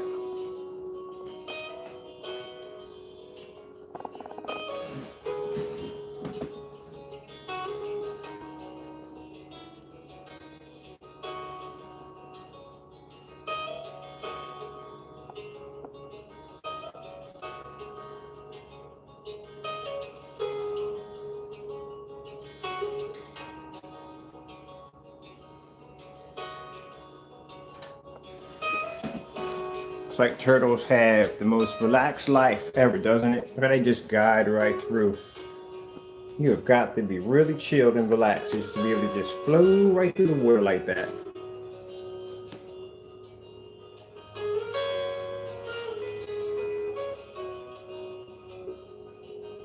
And cruising through life, enjoying themselves.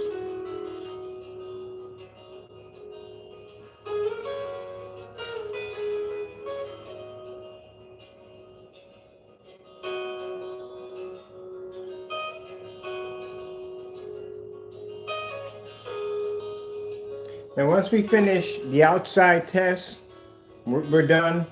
It gets its label. After that, we're going to have a little fun because I got the big screen. I got 135 of this upstairs. You have no idea how much I love that screen. Oh my goodness. I mean, this looks, imagine this on a 135-inch screen. So we're going to do like half and half. I'm going to use the Christie, I think it's the 420U. We're going to use, that's the 1920 by 1200 WXGA at 4300 lumens. We're going to put that on one side of the screen, and on the other side of the screen, we're going to take our 720p 600 by 800 res projector on that side and just link them. Do two fire sticks and just sync them so you can see the advancements in the technology with 720p versus 1080p. And when I explain to you, like, you're thinking too much into this, when you combine a projector, some people drive themselves crazy. They'll go from form site to form site and this, that, and the other, drive themselves freaking crazy about a bunch of bells and whistles in a projector that chances are, whatever screen they're using, they're not even going to see it. And I'm getting this one with 720p, and I don't have all those bells and whistles. As I said, you're overthinking it.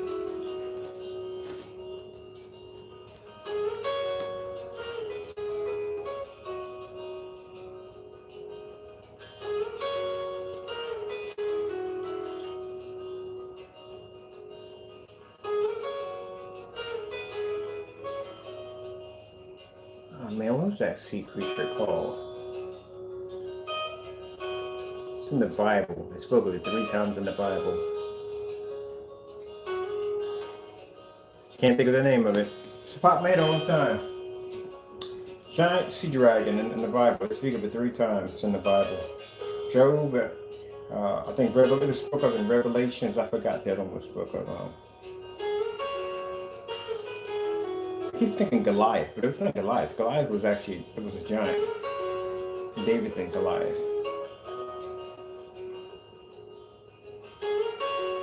That's gonna be stuck in my head all day long thinking about that.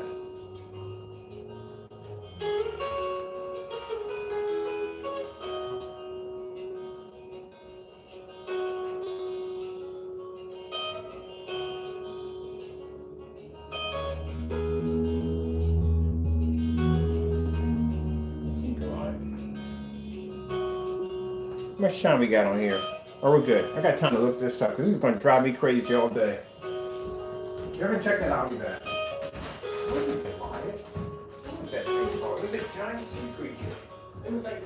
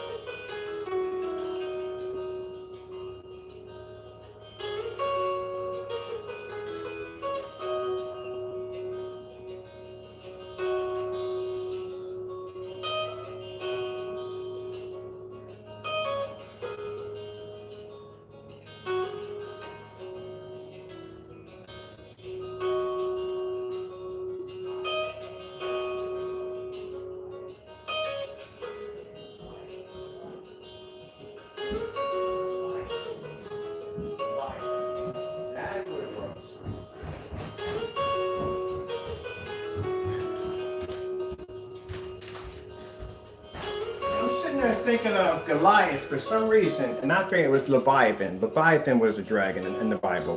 That's what you were talking about, Leviathan. Yeah. That's what I was wondering. When I was reading the Bible, I was actually ran across, they were talking about a giant sea dragon in the Bible by the name of Leviathan. That's what I was curious about. Oh, that scared the living daylights out of me. Because, I'm always thinking there's always something weird in the water floating around, waiting to eat you. And actually, when I read about that in the Bible, that God made two of them. He made two of these giant sea dragons. And it was an actual dragon, an actual giant sea dragon in the ocean called Leviathan. But if you read the Bible, or check it out, in Job, they speak of them several times, 3 times in the Bible. But it was spoken that one was destroyed. It didn't say anything about the other one, but one was actually destroyed, which is good because that thing actually exists. No one would be in the water. Literally, if you read what this thing was in the Bible, they describe how it is in detail on what this dragon looked like and how big it was in the ocean. You would never go in the ocean ever again. Never. Never go in the ocean ever again. If this thing actually did still exist. All right, let's check this out right here. But just showing you, like I said, this is 720p projector we're using right now. Like I said, at the end of the day, you don't spend a lot of money for a projector. I just added that in there. This is not part of the demonstration or the test, but I just added in there just to show you that, you're just overthinking it. And I have customers that will come in, they'll send me a link after link after link after link. I don't mind it all, but they'll send me link after link. I have all these different projectors and so on, so on, so on. You're just killing yourself. You're just overthinking it. Because you go to these forum sites and say, we're going to get this screen, you got to have that projector, and this, that, and the other. And at the end of the day, you spend all this money for a projector, and you still got to calibrate it, and you still got to use an ambient controlled environment. So what's going to be buying it to begin with? If you still got to sit in the dark and your colors don't come up correctly. That's something bad there. Ooh, I like these particular videos right here. Not that video.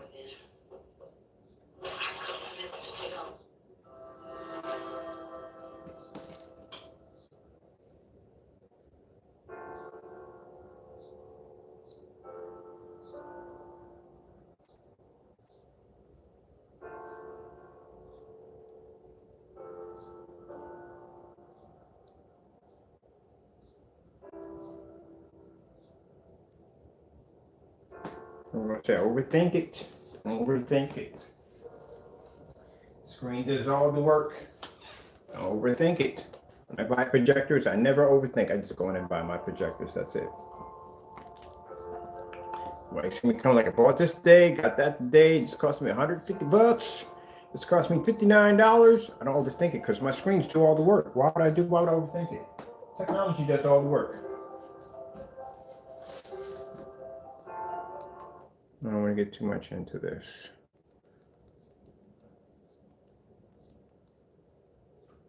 Ooh, we'll do this last one. I like this because the contrast level's on here.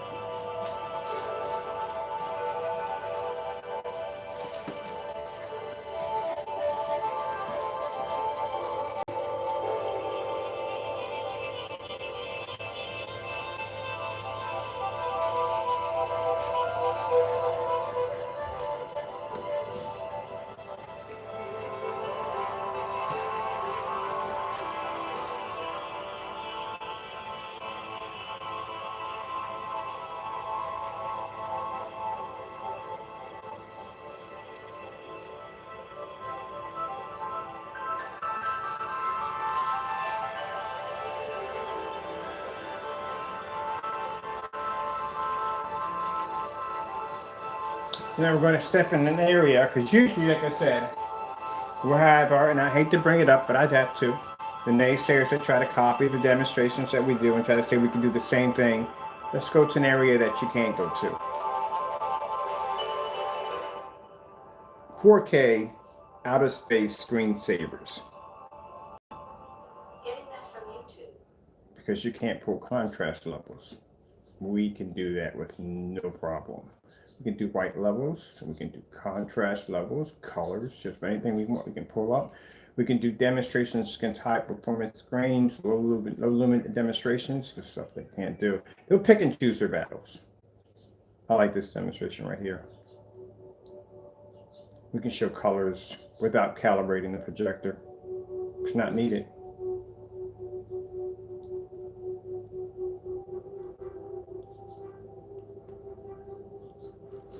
Do it in a fully lit environment where the screen's not going to fade or wash out.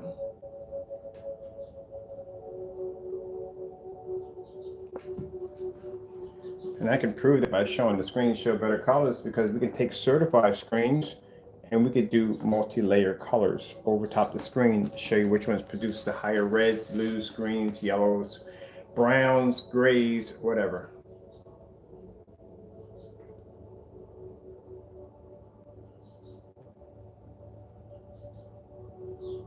In order to display that, your background would have to come up jet black.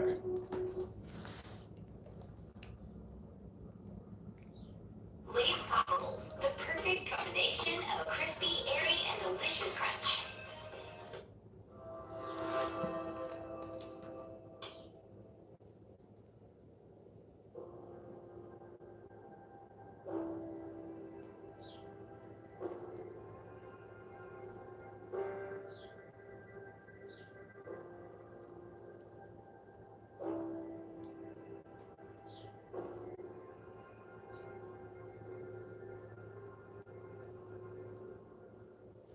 See how dark that background is? If your screen can't pick that up and your projector has any form of, I don't know, it's set to 22,000 to 1. You will never see that on a gray screen. If it doesn't have color coding in it, you can't see it.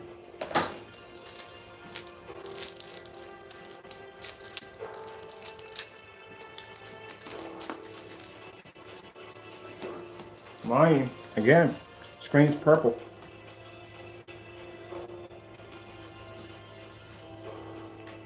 I think people forget that. Look at the contrast levels and the colors coming through.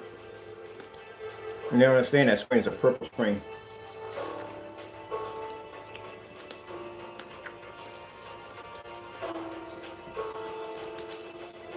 So if we can get a purple screen to produce contrast, if we get a green screen to produce contrast, a blue screen to produce contrast, which we did over there on that 126, what do you think we can do to a gray screen?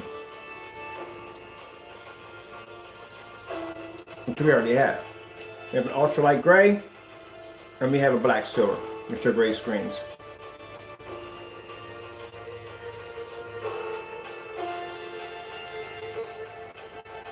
Magenta. I love the magenta. It's so beautiful. I love this screen. I swear, when I heard that going off in the background, I really thought, when I was in the tech room, I thought there was something going off on something. There was a battery dying somewhere.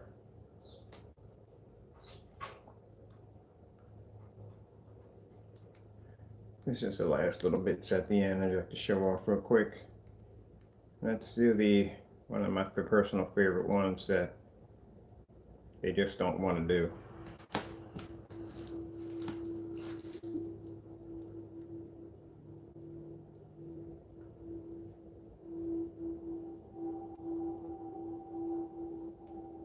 LG demonstration. Yeah. Getting that from YouTube. I wasn't even in VR yesterday and I messed up. I wasn't going to VR anyway yesterday because it's the Lord's Day. But Disney's on the what?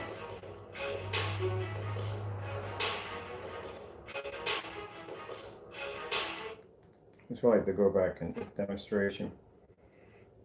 People don't see when they look at this. Look how black the background is. And then look at the black on the horse. And that screen's purple. That's what we showed off on the actually the black novas come up darker than this. Like I said, black nova is black. So one of the darkest screens we have. That's what the individual could understand, that the black levels on the back of that horse will come up jet black. And look at the horse pushing through the black. And this screen's purple. And it produces a heavier contrast level than a $3,000 Dark Star 9.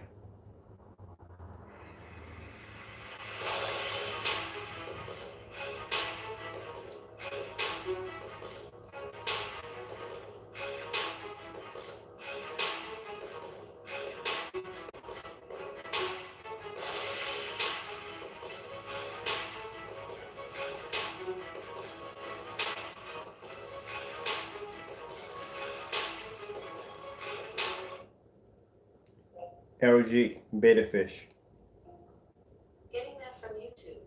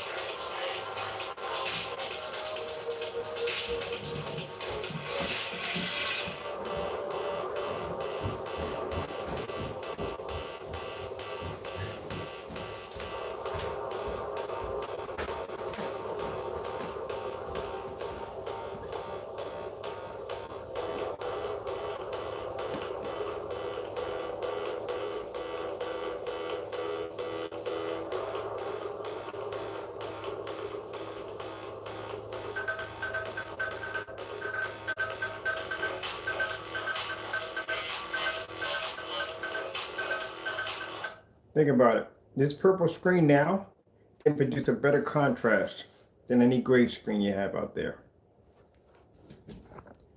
We got 18 over there. They're all certified. Well, some of them are not. Some are actually screen paints, but those are certified screens over there. So unless you have one of those high-end 5,000, 4,000, 1,400, or even 800. 800 is the cheapest one we got over there. No. I forgot the Vivistorm. The Vivistorm saw around. Yeah, Vivistorm can cost you about a couple grand. Yeah, it can cost you about a couple grand. So if you got an everyday gray screen or white screen, this screen is actually more advanced than your screen. Keep in mind, $3,000 Darkstar 9, the Parallax Seymour AV 1.3 Matinee Silver, Matinee Black, 0.9, DMP Supernova Blade, DMP Supernova Infinity. It already took on all those screens. That screen called Lux, which you all call the LUX or INI. Yeah, it took on all those screens. So that's this technology we have right here is better than your screen you have in your home right now. And it's not even going to cost my customers $4 to $5 grand for that screen because we've already tested our screen against certified screens. Screen can board better contrast, better color. We don't have to calibrate. I don't have to buy an expensive, overpriced projector. And I definitely don't have to sit in the dark. And the screen's more advanced than your screen right now sitting in your living room.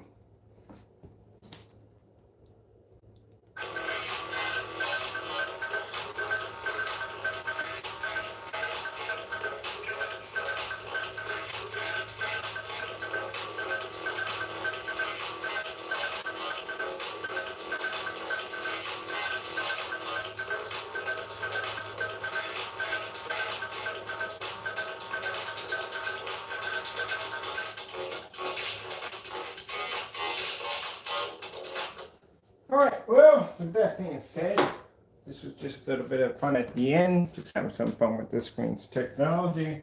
Just showing you some other things, but it's already passed this test already with the distance throw and the lumen tests already done. And just for kicks and giggles, we took 1,000 projector and do some high performance certified screens to see how it would measure up even at 1,000 lumens. The screen did quite well. Or passed the ultra short throw demonstration test. Now we have to do is take it outside, which I already know already from the door, it's going to pass with no problem whatsoever. That's why I said before the screen even started this test, I painted 135 of it for myself upstairs in my room. And yeah, that screen is absolutely amazing. I had it on Facebook Live. We're over there doing some demonstrations off of it. And when I explained to them what color the screen was, that's when the jaws started dropping because there's no such thing as a purple projection screen. But under God's rules, there can be. Like I said, all things are possible through God. If I told people years ago we were going to make a purple screen, you probably would have laughed at me from here to there. And here we are with a purple projection screen. Isn't God amazing or what? All right, with that being said, be safe out there. God bless. And like I said, as always, I give my Lord and Savior credit for everything that I'm blessed to be able to do. With that being said, I have to go and God